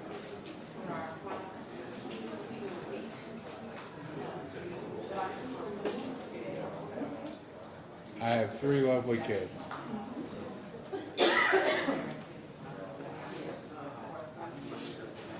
And even though my son's a bit of a pretty boy,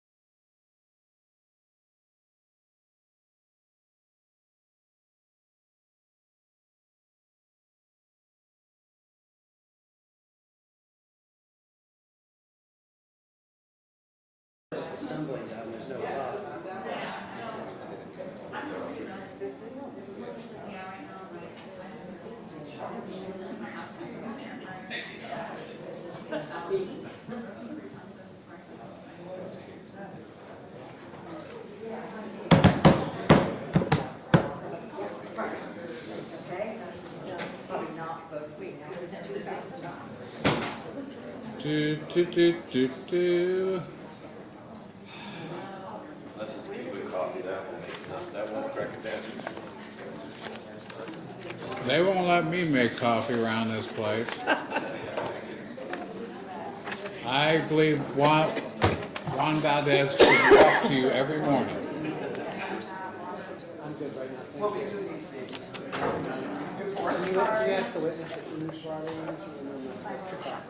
Do you need anything as far as more water or anything? No, I'm good. Thank you.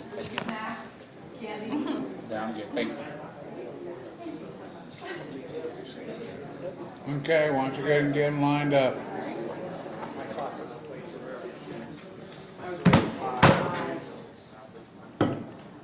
Do. Between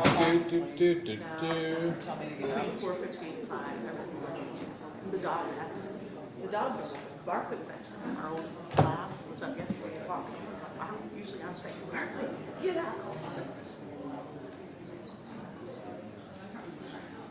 Yeah, that's the thing about dogs, they don't understand weekends. No, but my husband's got. Because the other one I don't like. But I didn't deal with the whole chicken. So I got the cheapest chicken I could find, like quarters. I just threw in a 10-pound bag. And put some chicken broth in there, cooked it. Yeah, and then I just was able to take the forks and get all the bones out. And we cooked like 2 cups of rice, mix them in. Put it on a batch. I have it in the cooler in the freezer. She's lining them up. You gonna be done this morning? Yeah, yeah. We're winding down. Now, she seems more entertaining too, so. So you might get more than one. Maybe, right? Sorry, it's just me. We were doing the same thing yesterday, figuring out at this rate, we're gonna be. I was doing that day one.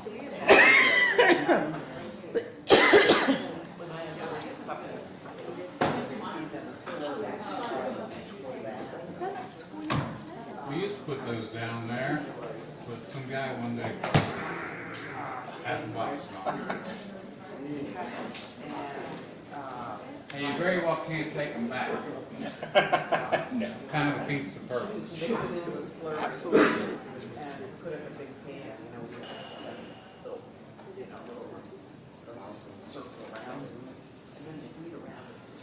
Hey Sam, did I tell them what we were gonna do up there tomorrow? Did I tell the jurors what was gonna happen tonight? About the glass? I don't think they were in here. No, I talked to them about it.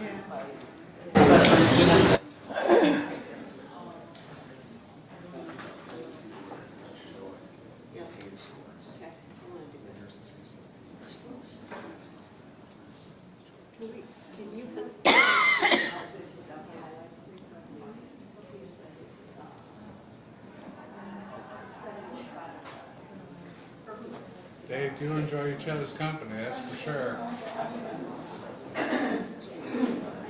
All right.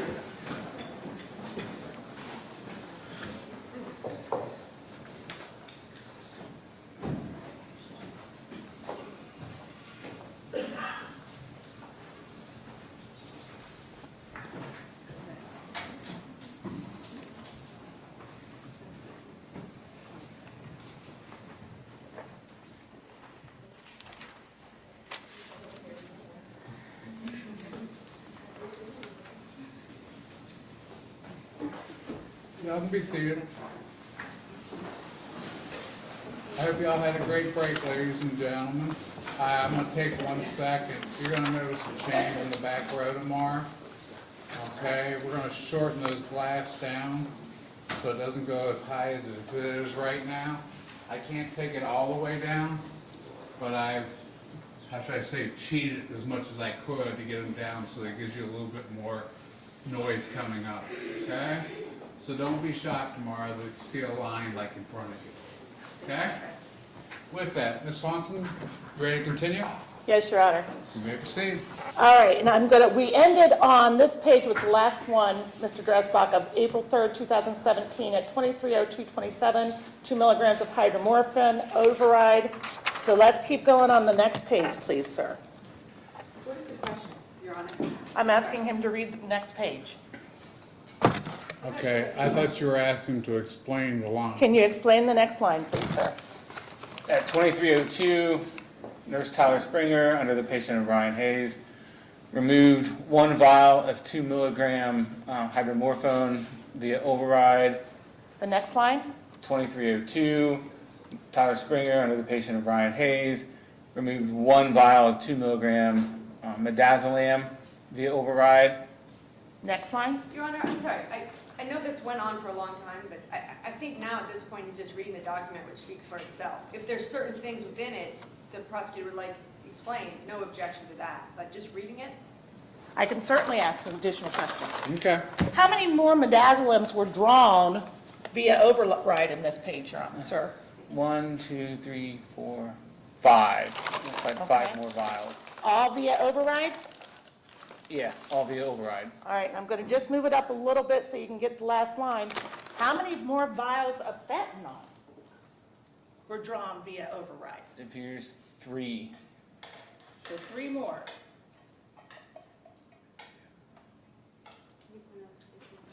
Okay, all via override also? Yes, it appears all via override. All right, and let's look at the last page.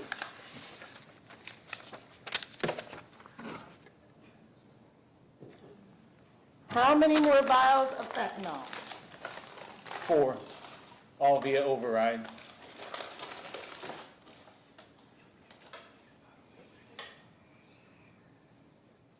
And what times were those vials of fentanyl pulled? Those all 4 appear to have been pulled at 23:05.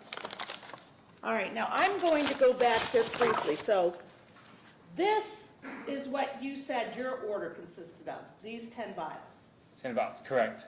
These 10 vials were, you did not see. Correct. All right. So that Okay, would have, hold on. Just for the record, there are 10 of the, initially there were 10 up, and then they added the additional, I can't count it from here away. 10, Your Honor. 10 more vials that were previously introduced for demonstrative purposes. Okay? So I'm that just would- making record, because they don't yes, know. Your what Honor, this I stuff- apologize. Thank you very much. All right, so going back to State's Exhibit 2C regarding what patient, sir? Ryan Hayes. All right. I want to talk about this last order on this page. Okay. What time and date was it placed? This bottom order was placed at 23:15 on April 3rd, 2017. All right. For how much fentanyl? 1,000 micrograms. And just going down to the pharmacist, that's not you. The pharmacist, no, that is not me. Doctor who placed it? Dr. Husel. All right, so that would be those other 10 vials of fentanyl. Yes.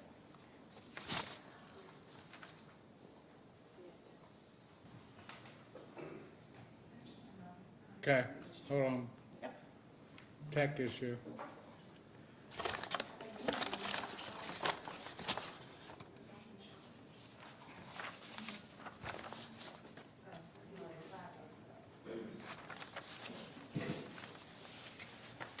They can have all this wonderful technology, but the batteries are still the same problem.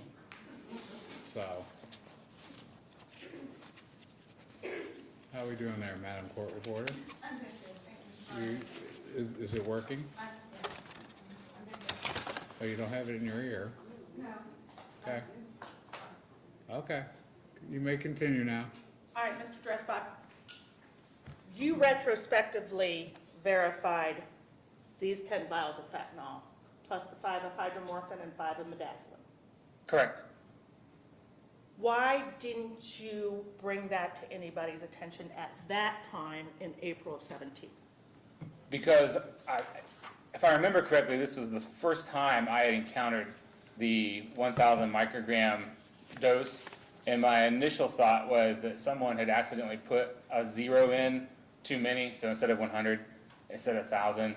And I had called and spoke to, I don't know if it was the nurse that put the order in or removed it, but just asked them to change the order because my assumption was they had put too many zeros in. And they said no, that was the correct amount, that they had already pulled and given that medication because they were working on the patient in the room. And then I just verified that indeed, like Dr. Husel was aware that that was the amount that was pulled and given, and they said yes. Were you advised it was for a palliative withdrawal at that time? No, not at that time. If you had been, would that have concerned you? It would have been concerning, yes. Now, come Rebecca Walls, the order was for 10 bottles, 10 vials of fentanyl, 1,000 micrograms. Correct. Plus the, I want to say, am I correct, midazolam? Yes. You did move that up the chain. Tell us what led to that decision. Well, again, after the incident that happened in October, we were advised to watch for those and escalate them up the chain if we encountered them. And so clearly, here was an instance that I didn't know what it was being used for, so I rejected the order until I could find out. Then the order gets administered and completed, and then if you go into the chart, I could see a note in there that there was a plan for a palliative extubation at this point, but it wasn't necessarily documented if it had happened yet or not. So that's when my assumption was that's what it was used for. Ultimately, even beyond that, I was concerned about the fact that people were overriding at one time such high doses, and then on top of it, one person was removing them and another person was apparently giving them. Now, you've talked a few times about this October incident. Tell us what you know about that. So it was in late October. I was working with the other pharmacist who was Talon at the time. Okay. And Talon, what's his last name? Schroyer. Okay, go Schroyer. ahead. He received a phone call, and I have no idea about what time it was, but I wasn't on the phone call. I could just hear his end of the conversation. And he sounded like concerned and was asking some clarifying questions about doses and all. Anyhow, when he hung up, he had said that they had Objection, Your Honor, pulled. as to what he said. Okay. What was your understanding of the situation at that time? That a large number of narcotic vials had been removed from Pyxis and administered to a patient, and there appeared to be no corresponding order. Okay. And from that, was that where the order came, or the instructions came for you to move any other type of orders up the chain of command? Yes, And that's why you did that along with your concerns? yes. Was this, and I'm going to show you State's Exhibit 20A, email November 19th, 2018. Was that the last email you had sent out with concerns about this? No, it was not. What happened next? On November 21st, I became aware that sometime on, I believe November 20th, on an evening shift, there had been a palliative extubation in the ICU, and again, they had withdrawn a large number of fentanyl vials out for that palliative extubation. All right, now you indicated you became aware. How did you become aware of this? I received a phone call from a nurse in the ICU that they couldn't obtain fentanyl from the Pyxis machine that they were nearest. So I advised them to go to the other machine until I could find a technician that was free to refill the machine. And they said, no, both machines are out. They did a palliative Objection, Your extubation. Honor, it's hearsay. Your Honor, it's not being offered for the truth of the matter asserted, only to show what he did next. I'll permit it for that purpose. Ladies and gentlemen, you're only to consider as to why he did something. As to the statement, whether it's true or not, you can't consider that here, okay? Okay, so go on, to finish what they were telling you and what you did next. She Okay, advised me, Let's, I'm sorry. you walk right back to where we were a minute ago. Let's Okay. re-ask the question. Excuse me. You told them to go, you told the nurse to go get the rest of it, get it from the other Pyxis machine, and they said they couldn't. What was the rest of that conversation? that both machines were now depleted because they had been used on a patient earlier in the evening. Okay. What did you do from there, sir? So from there, I had suspected, I knew who the patient might be because I had a pneumatic tube that came down. Okay. That's how we deliver drugs throughout the hospital. Okay. That was full of medications for this patient, and the patient was expired. So I just asked, was it this particular patient? And they said yes. Objection, Your Honor. Hearsay. Again, just being offered to show what he did next, Your Honor. For that purpose, it'll be admitted. Okay. They said yes. What happened next? So I went into that patient's profile to see what was ordered and what had been administered, and that's when I found that I believe it was 2,000 mics of fentanyl, and I'm not sure how much Versed may have been on it, had been pulled and administered to that patient. So 2,000 mics, again, would be 20 vials of fentanyl. Yes, of those vials, yes. So again, we have 20 vials up here. All right, and what was this patient's name, sir? The last name was Penix. I don't recall the first name. Melissa Penix, sound familiar? Melissa Penix does sound familiar. Okay. What did you do from there? From there, I gathered the same information I had gathered 2 nights before on the Rebecca Walls. So the nurse involved, Times meds were pulled, Times meds were administered, and I essentially copied my previous email and amended what information needed to be amended. So no longer referred to Rebecca Walls, but referred to Melissa Penix, and then sent that email to Randy. All right. And I'm going to show you what's been marked for identification as State's Exhibit 20B. Can you please identify that for us, Mr. Dresbach? This is the second email referring to Melissa Penix. And what date did you send that on, sir? November 21st, 2018. And again, this would be the one regarding Melissa Penix and the information you had gathered. Yes. What concerns you about this incident? Well, now we have an issue where, in this instance, the medications were removed.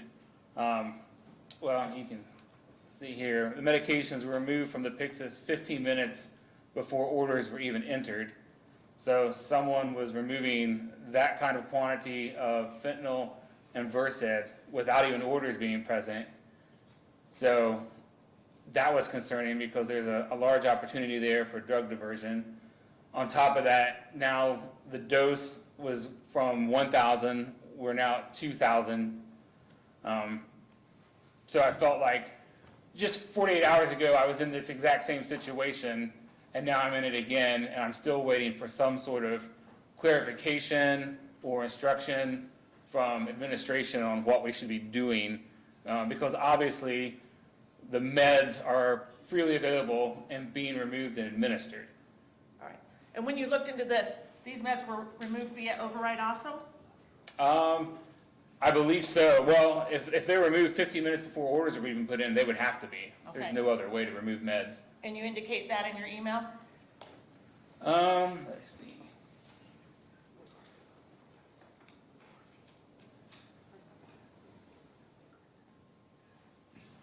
I don't know that I used the word override anywhere. I'm going to direct your attention to about halfway through that paragraph, sir, where you talk about removed from Pyxis.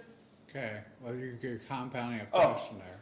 These meds, I'm sorry, there it is, I missed it. These meds were removed from Pyxis via the override function at 2228 and 2230 for the fentanyl. So again, you send this to Randall Miles, one of the Yes. supervisors, Dr. Miles, Yes, and he at least appears, looks like he passed it up the chain of command. from here, I don't know if he passed it up. It looks like he sent it to our clinical coordinator, Okay, Sarah. all right. 20B, true and accurate copy of that email, Yes, kept in the normal course of your business? yes. Mr. Dresbach, at any time were you placed on administrative leave during this process? I was. Tell us about that. I was placed on administrative leave, I believe it was March 13th, 2019, and I was on administrative leave until November 13th, 2019. Were you provided any reason for that? Just Objection, that, Your Honor. Sorry, trying to do two things at one time. Calls for hearsay. If he knows, why were you terminated? Do you know why you were terminated? You weren't terminated. I wasn't you were suspended. terminated. Administrative. Amended. not a specific reason, no. And you were ultimately brought back? Did you ever have to talk to a pharmacy board investigator? I did. Did anything happen with that? As far as my license? Correct. No, So you've maintained your employment and no issues with your licensure? correct.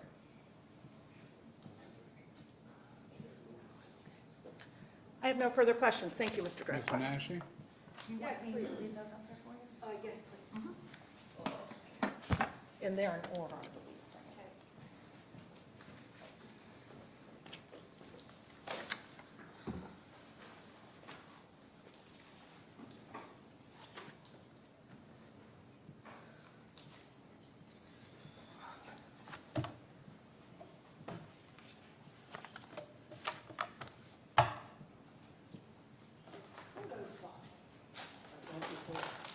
Yeah, those are better.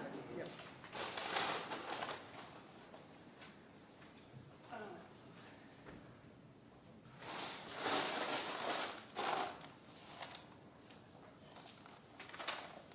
Let's start with Timmons, Mr. Dresbach. Okay. Diane Menashe, on behalf of Dr. Husel. Showing the witness what's been marked as Exhibit 11, page 83, Exhibit 11, page 279, Exhibit 11, 569, and Exhibit, that's it. You were asked a lot of questions questions on direct about any doctors that ever prescribed as much fentanyl. Remember that? Yes, Okay. And you work in the pharmacy? I do. And would you agree with me that orders for medication placed in the OR never come down to the pharmacy? I would agree.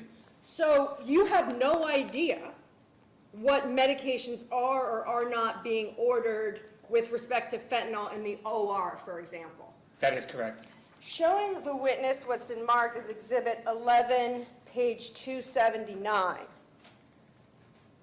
Mr. Dresbach, does this appear to be an order of medication for patient James Timmons? Yes, it does. If you could, I'm directing your attention to ordering physician. Are you familiar with that physician name? I am not. You would agree with me that that's not Dr. Husel.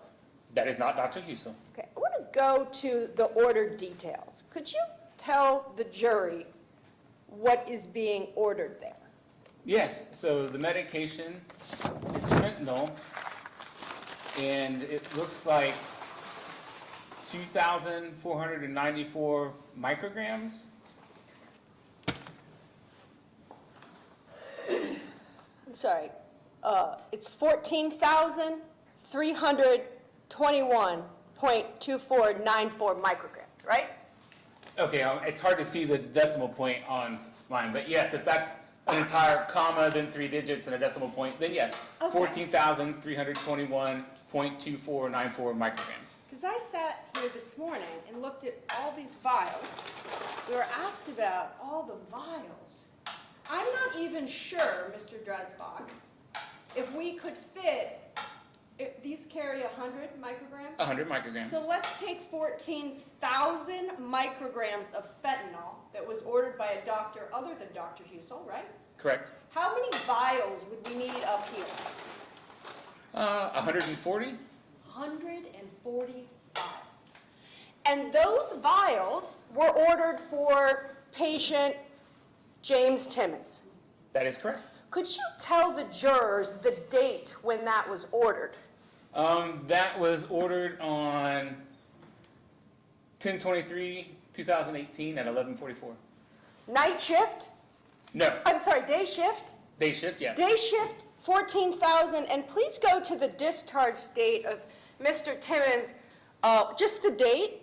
Just the discharge date? Sure. October 24th, 2018. And assuming that this patient died, that would be the date of death. Would you agree with me on that? I would agree with you on that. So the day before that patient died, he received from another doctor more than 14,000 micrograms of fentanyl. That is what that would indicate, yes. One of the things when you're reviewing orders to determine their appropriateness is tolerance, is it not? It is.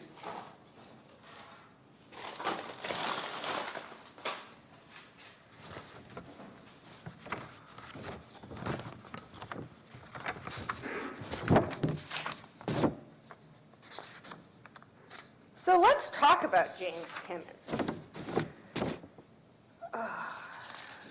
Your exhibits, Paula? They're right up there. Thank you.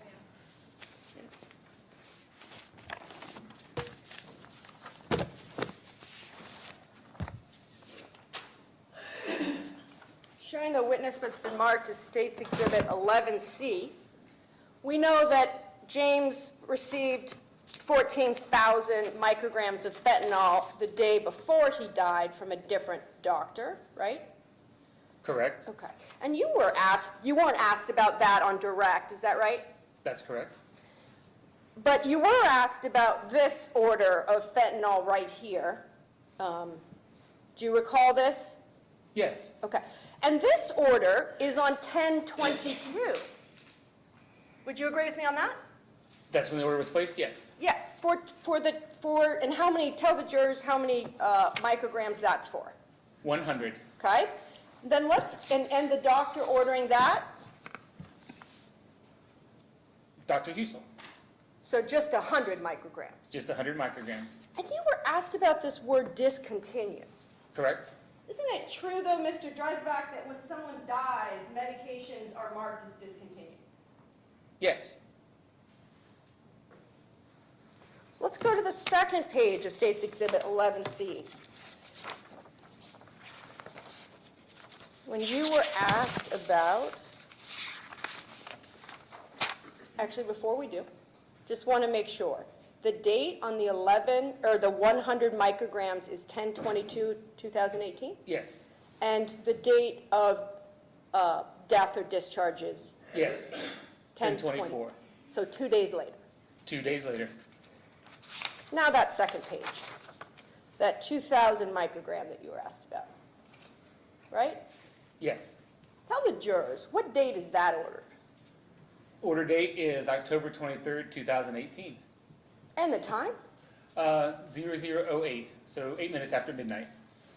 So 8 minutes into the 23rd day of October, that is ordered, correct? Correct. And we know that his date of death is 24 hours later approximately.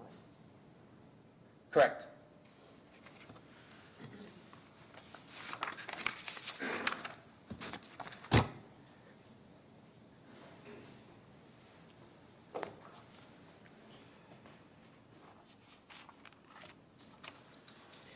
Also want to go back to this order, State's Exhibit 11C, again, ordering physician Dr. Husel, is a titration. Yes. So sometimes the order is calling for a push, and sometimes it's calling for a titration from Dr. Husel. This order would just be for titrations. So No. it's an infusion. They can titrate the rate of that infusion. Right, no, which speaks right there in all caps. Oh, sorry, this is my copy. Speaks here in all caps. It says titration dose. Would you agree with me on that? Yes. Okay. And that was for the 2,000 that you were questioned about on your direct examination. Correct. And it appears that patient lived for a whole nother day. Correct.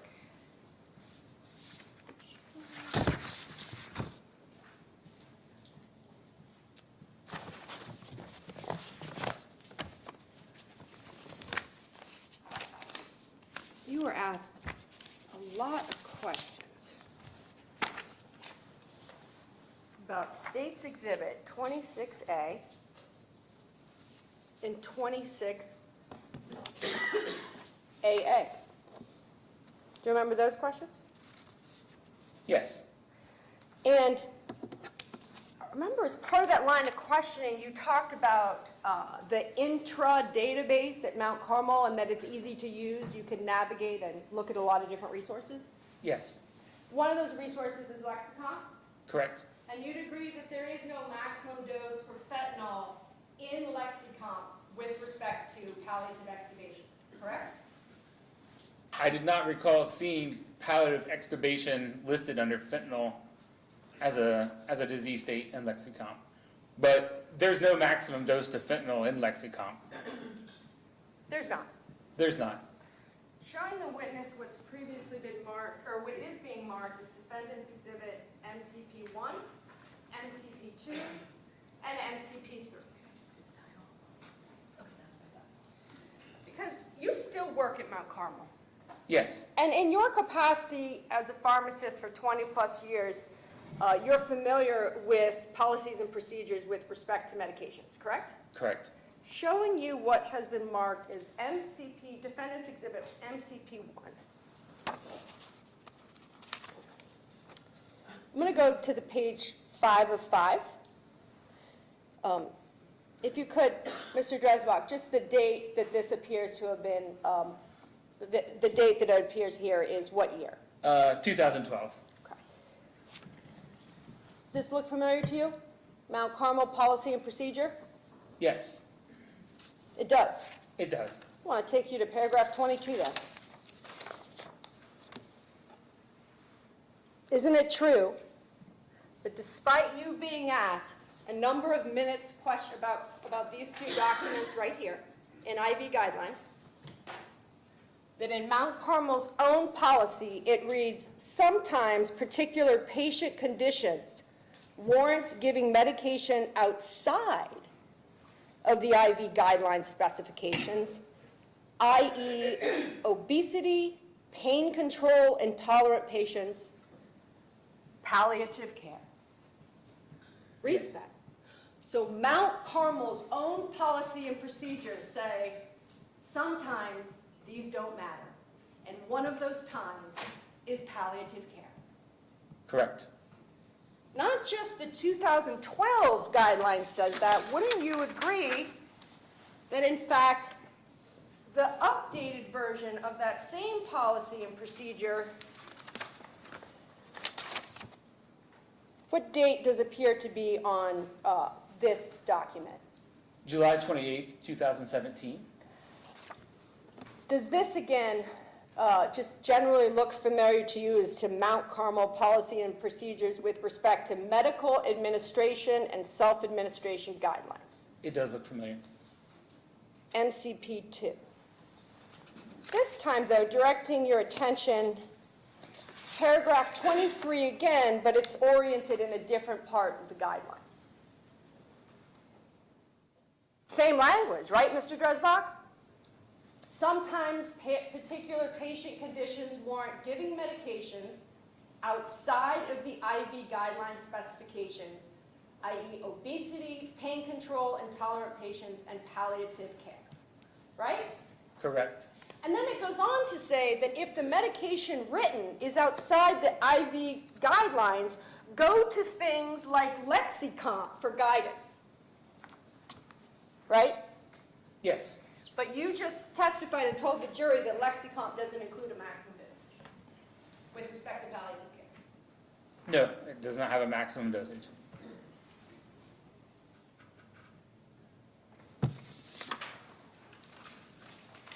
And then, showing the witness what's been marked is Mount Carmel Policy 3.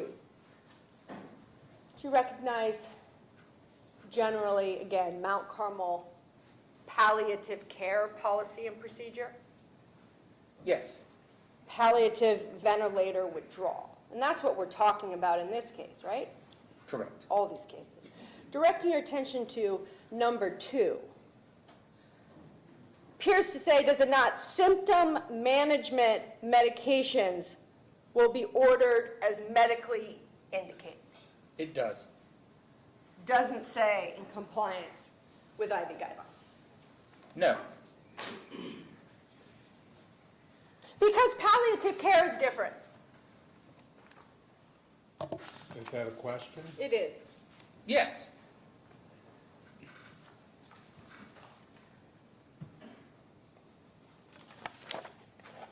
You talked a lot about overrides. A lot of questions were asked about overrides. And as I was listening to them, it seemed as if the implication is that an override is hiding something. Right? Like the intent is to hide something if someone does an override. I don't feel that way. Okay, so why would someone do an override then? Give me the reasons why. They may do it because they feel they need the medications right now and don't want to wait for a pharmacy to receive an order, review an order, and approve an order. And in an emergent situation like an ER or ICU, there might be a number of times when that happens, right? Correct. Patient over the weight that might suffer, make the patient suffer, right? Correct. Okay, and so it's no surprise to you. Are you familiar with the audit that was done on the number of overrides on the ICU floor? I am not. There was 3 machines, though, on the ICU floor, right? 3 Pyxis machines? Correct. And overrides, then, based on your testimony, are for, like, emergency situations. Correct. When someone feels that there isn't time to wait, is that fair to say? When a patient's life is in danger for delay of therapy, yes. So that, showing the witness what's been marked as State's Exhibit 1B. Do you remember being asked questions about this with respect to Joanne Belisari? Being asked what specifically? I'll go to it.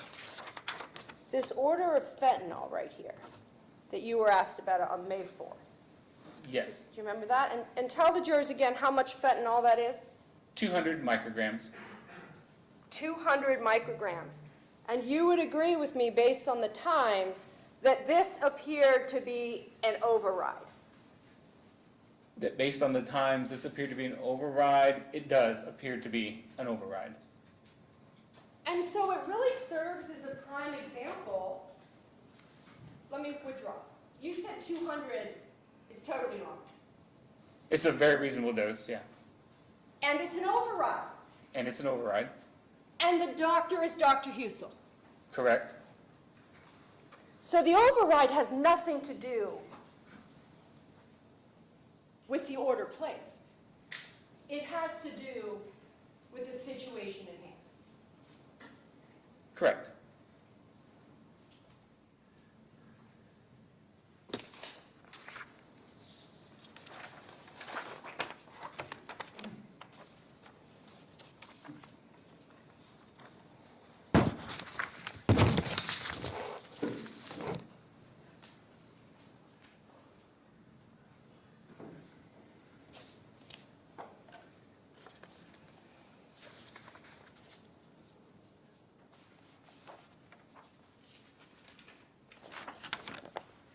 I want to talk to you now about Ryan Hayes. Just give me a second.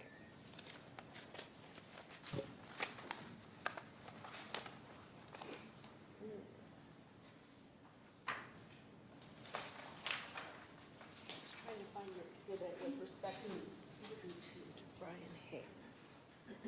Thank you. Nope. Got it.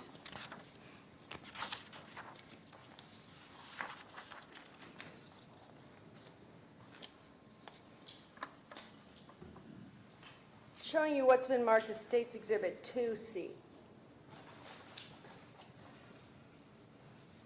Ryan Hayes is the, I'm just going to generally describe it, is the patient that during your direct examination, there was that 10 vials and the 10 vials, right? Correct. And you just testified that an override is for an emergency situation. Correct.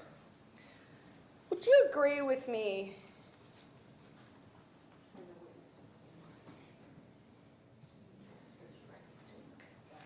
that an order sheet doesn't tell much of the whole story as to what's going on in the room? Absolutely, it does not. It's just, it tells you who typed something in, right? Yes, And the medication order. correct. But a medical administration record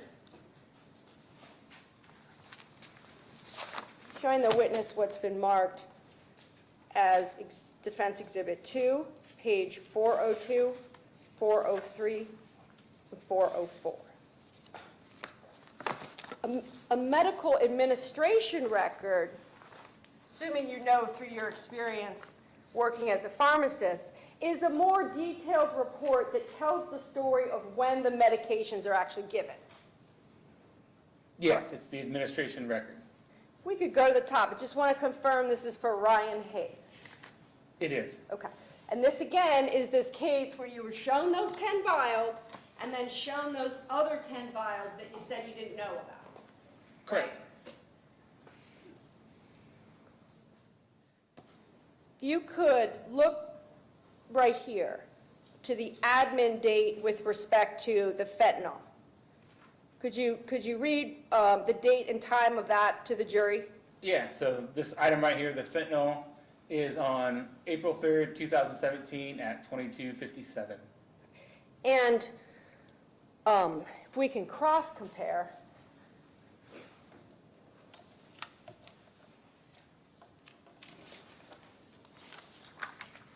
how many micrograms is that for? It is for 1,000.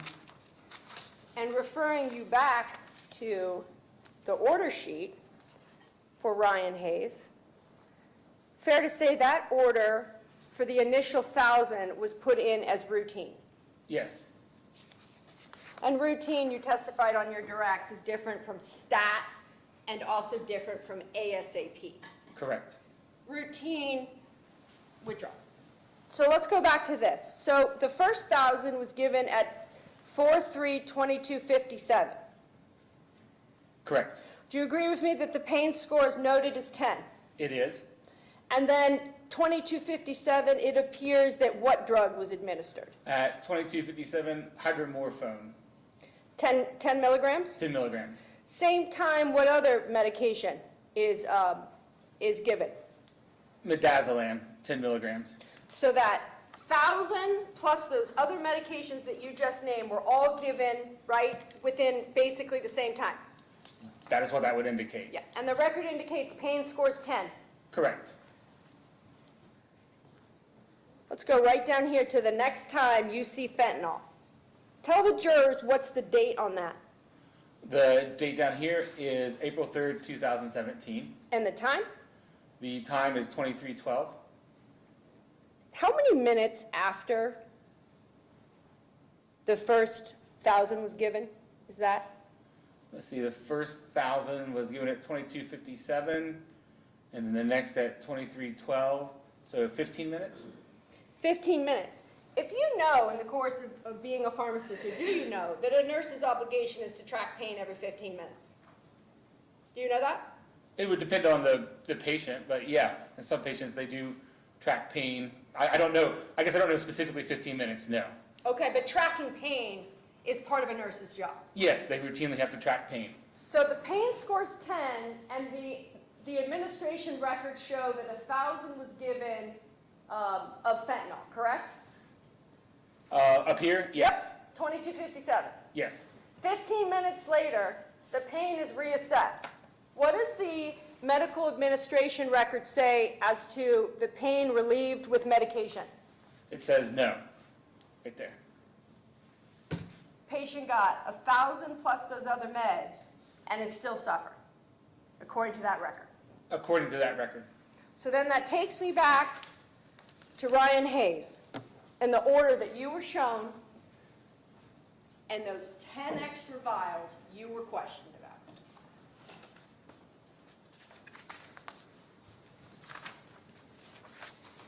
Because isn't it true that the second order of fentanyl for those 1,000, what does it say right here? Stat. Are you familiar with the bad death? A bad death? I've heard the term, but I can't say I'm exclusively familiar with it, no. What does it generally mean to you in your experience as a pharmacist? Okay, sustained, let's rephrase. You're familiar with palliative extubations generally in that process, I would assume? Yes. And in that type of extubation, things can go wrong. Yes. And we know that the administration record noted that 1,000 grams or 1,000 micrograms of fentanyl didn't alleviate the pain. According to that record, no, it did not. And when you say according to that record, Mr. Dresbaugh, that's all we have, right? Because we don't have video footage. Not that I'm aware of. Right, and we don't have still photos of what's going on in these rooms, right? Not that I'm aware of. And records, while certainly aren't in an ICU setting instantaneously input, it's as good as we've got. Correct. So you have nothing to refute that the pain wasn't relieved after 1,000 micrograms of fentanyl. Correct. And then the next 1,000 is entered in as a stat. That is correct. So it's actually, and then you indicate on your direct it was an override situation. I believe that's what we displayed, yeah. Yeah. So now that you know more about the picture of what was happening in that room, the fact that you didn't know about those extra 10 vials makes a little more sense, doesn't it? Well, I wouldn't have known about those extra 10 vials regardless of all this unless I saw the order. Right. No, that's not my question. Right? The fact that it was an override and put as a stat was because it was emergent. I would assume. I didn't write the prescription.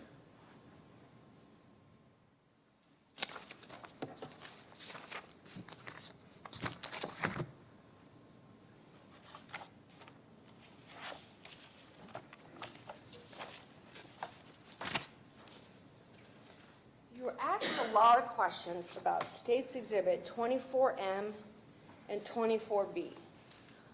Just generally, these are reports from Pyxis machines? Yeah, activity reports. And you seem to talk a lot about the Pyxis machines on direct, so I'm assuming you know that every machine requires a fingerprint to access it? Yes, And that fingerprint, that keypad for the fingerprint, I think is next to the keyboard. Am I right about that? yes, And also requires a passcode, does it not? it requires your associate ID. Okay?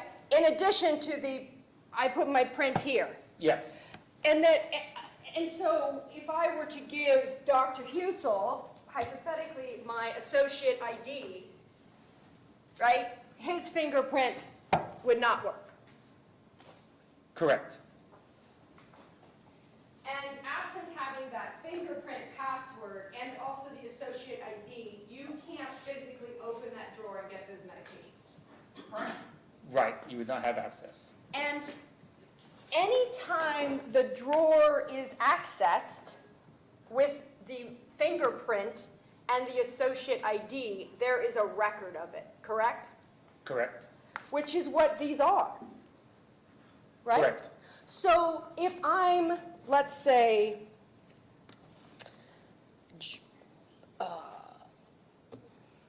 Jason Sims. Let's just say I'm Jason Sims for a day. I open the drawer, there's a record of it. There's even a time when I open the drawer. Yes, There's also, I'm showing you States Exhibit 24M. You were asked about a number of overrides with respect to, what does this patient appear to be? this patient would be Rebecca Walls, it appears. Okay. And I just want to, again, because we're so much talk about the frequency of overrides, on page 1 of States Exhibit 24M, does it appear to be overrides there? There do appear to be a few, yes. And what about on patient 2 of Rebecca Wall's Pyxis report? Yes, there are overrides there. And just as an example, where my finger is, what is 13:59? I know that's military time, but in regular time, what is that? 1:59 p.m. in the afternoon. So that's day shift. That would be day shift. Okay, so overrides aren't exclusive to night shift. They are not.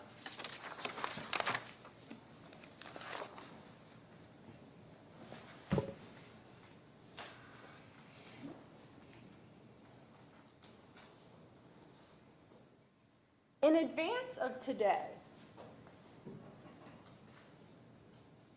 for purposes of preparing for your testimony, how many times have you met with the prosecutors? Twice. And when were those dates?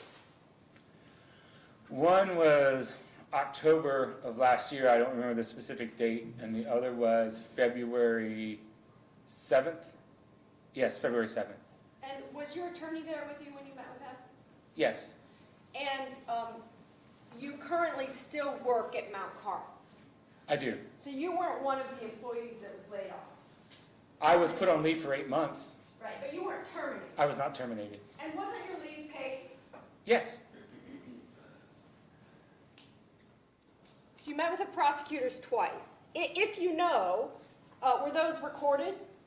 Those prep sessions? I honestly don't know. How long, the first session last year that you met with the prosecutors, how long was that meeting? 2.5 hours, approximately. And how long was the meeting in February, this month? Around 2 hours. And have there also been emails that the prosecution has sent you, or do they send those to your attorney if you know? They send those to my attorney. And in those communications and conversations, they've let you know that while you've been subpoenaed and you're a state's witness, I don't think I've ever received anything that stated that. That's certainly your understanding, is it not? I have not been granted immunity in any form that I know of.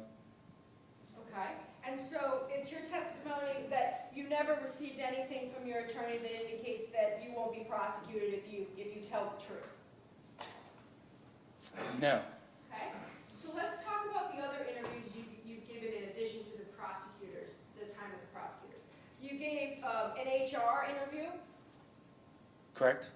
and you gave an interview with Columbus Police Department, Correct? and any other interviews I'm forgetting about? With the investigators from the Board of Pharmacy. Ah, right, investigators of the Board of Pharmacy.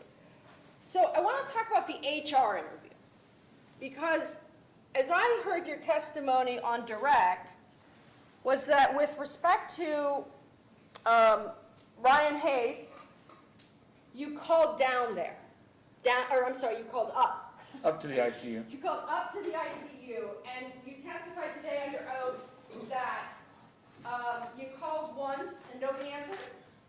No, not for Ryan Hayes. For Ryan Hayes, I got an answer. I'm sorry, was it Walls? It was Walls. Forgive me. So Rebecca Walls, you called once, and what happened? No answer. And then you told this jury you called twice. I called the back number to the ICU, yes. What's the back number?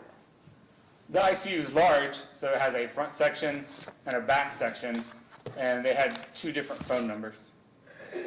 So there's actually multiple ways that if you want to get a hold of someone in the ICU, you can, Yes,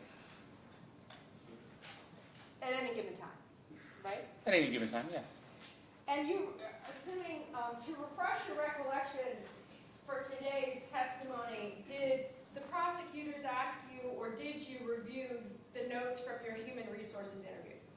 I did not. Right. Do you remember then that actually, in your human resources interview, you talked about, you were asked about why in the medical record did you type into the medical record with respect to Rebecca Walls, discussed with provider?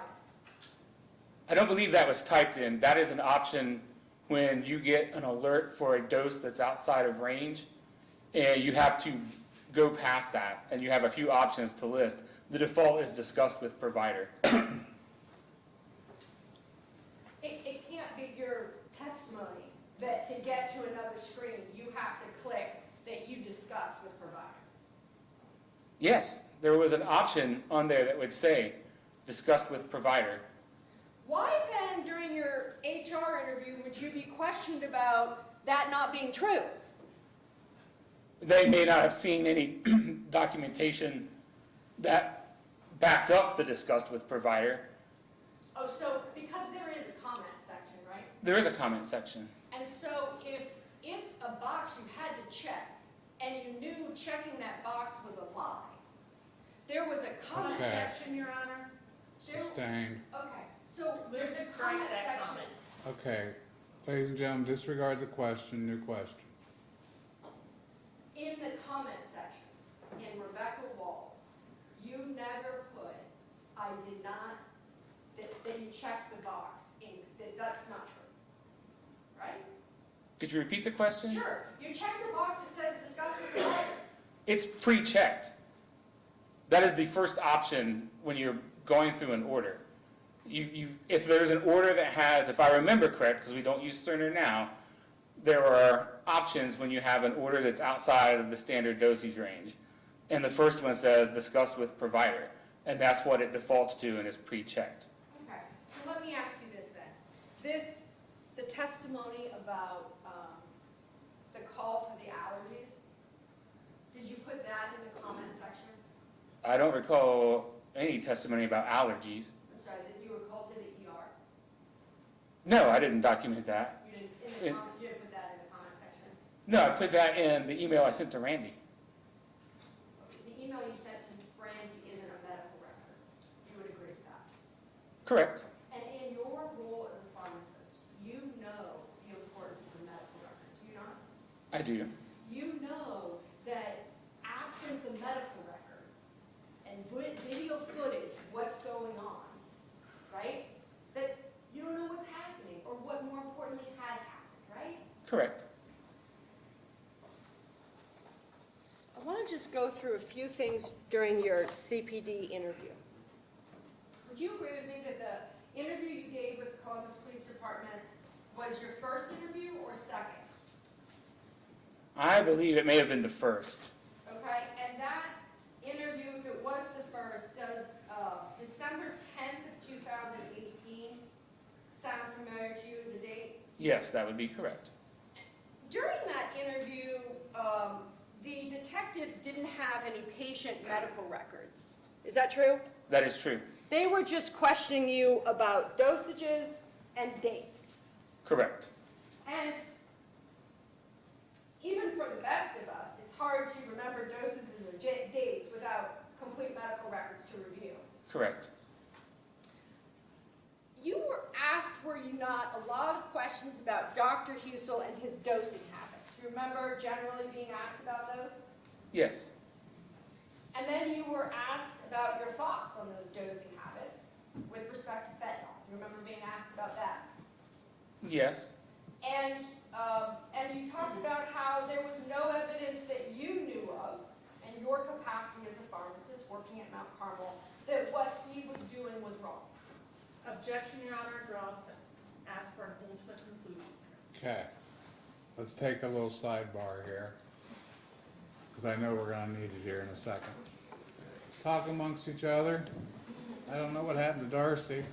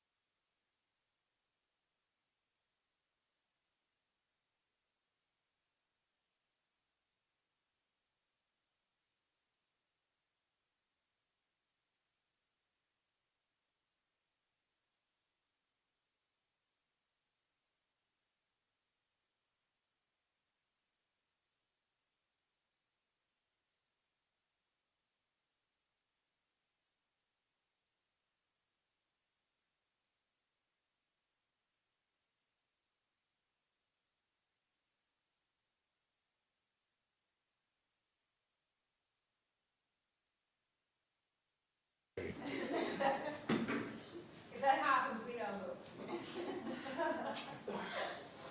who. Yeah, we do. Okay. Mr. Rizzo, just returning to that question I just asked you. During your CPD interview, you were asked a number of questions and what you, as of December 10th, 2008, thought about the dosing habits of Mr. Husel. Do you remember that line of questioning? Vaguely, yes. And isn't it true that actually you indicated to the detectives that there's not a lot of evidence we have to say that what he's doing is wrong? I did make that statement.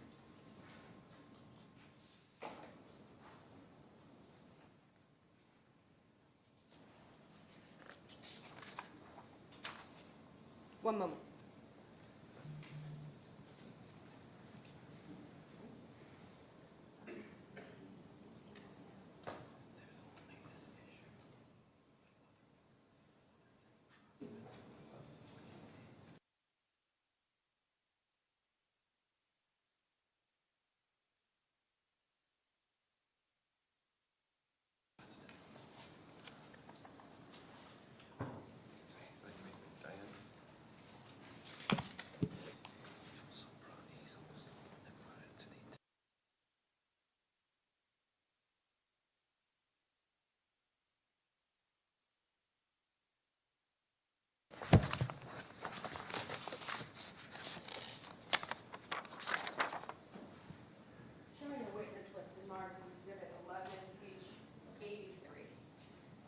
in case, Mr. Dresbach,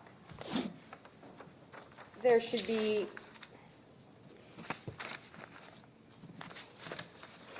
any discussion later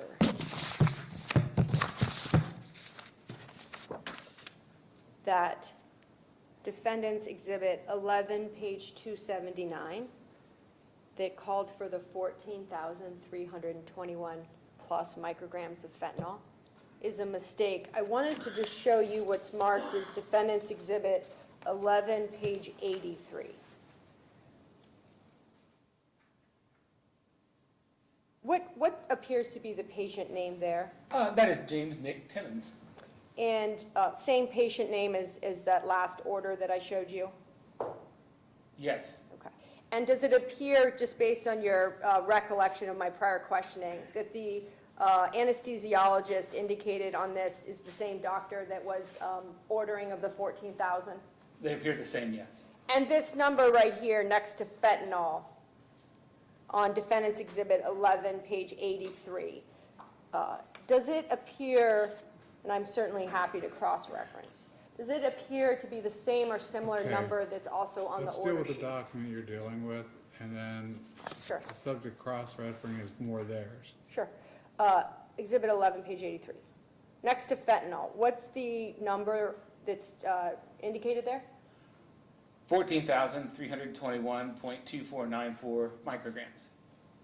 And what are those medications that are also being ordered right along with that fentanyl? Midazolam, propofol, phenylephrine, rocuronium, norepinephrine, and cefazolin. What's the order of propofol for? I mean, not for, but what is the amount? 30 milligrams, And the midazolam? 3 milligrams. And just for cross comparisons now, showing you what's been marked as Exhibit 11, page 279. Does that appear to be the same physician? Yes, And the amount of the micrograms of fentanyl being over 14,000, does that appear to be the same? it does. Nothing further. I won't be long, Your Honor. Okay? Can I steal those last two documents from you,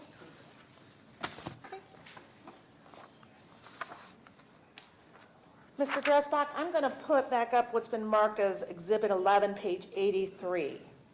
This is, what's this at the top? What's this tell us it is?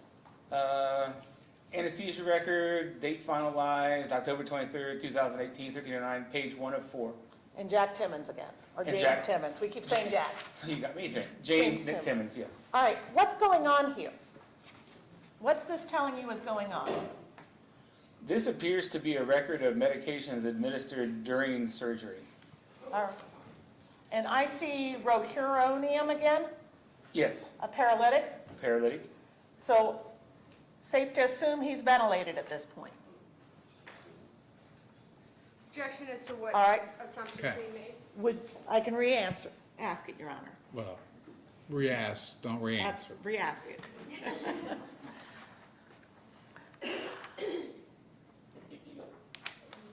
Would you believe, or no, let me rephrase that.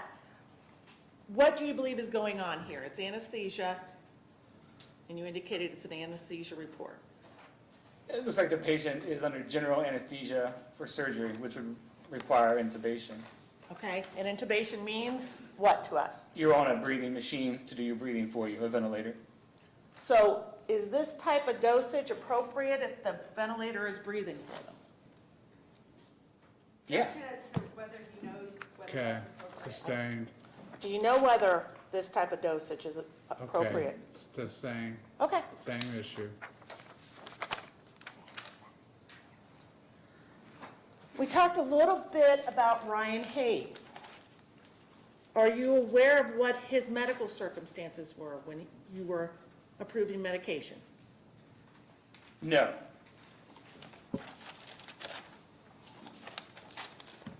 All right, and you indicated there's not a lot of evidence to say what he's doing is wrong. That's what you told Columbus PD. What did you mean by that? Giving these higher doses than I would typically expect to see in an instance of palliative vent withdrawal. All right, explain that to me. I didn't. With fentanyl in particular, having no dose ceiling, then it's hard to establish any evidence that giving doses like that during the palliative vent withdrawal or the removal of the breathing tube is wrong, And that's based upon what you know in your job as a pharmacist. based on my experience, yes. And that's because, as you stated, there's no maximum dosage for fentanyl, Correct. and that's pursuant to Lexicomp. Right, there's no therapeutic ceiling. What is, if Lexicomp does not have a maximum dosage on it, what then are you supposed to do to determine what an appropriate maximum dosage is? Your Honor, I would argue it's beyond his expertise. He's not even tendered as an expert, but I don't think he's qualified to answer the question. Okay, so you're saying it's outside of the scope? Yes. Sustained. Your Honor, I believe she asked. Sustained. Okay, thank you, Your Honor. Are you familiar with a policy at Mount Carmel regarding what to do if there's no maximum dose listed anywhere? I am not. Okay, thank you.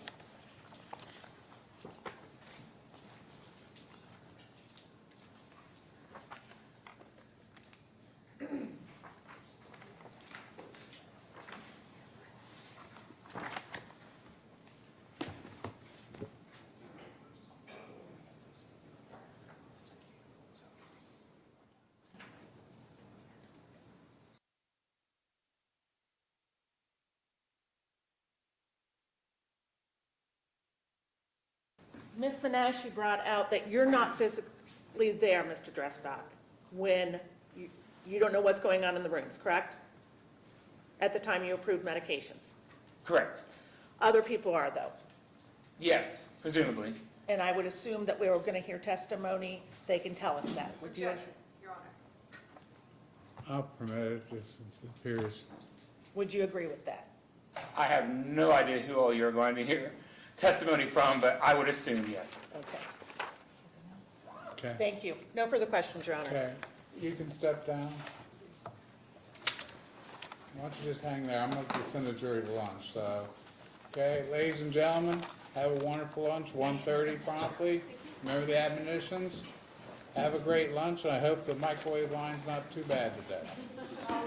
Yeah, I'm just I organizing can't these seem to while I'm find here. another one.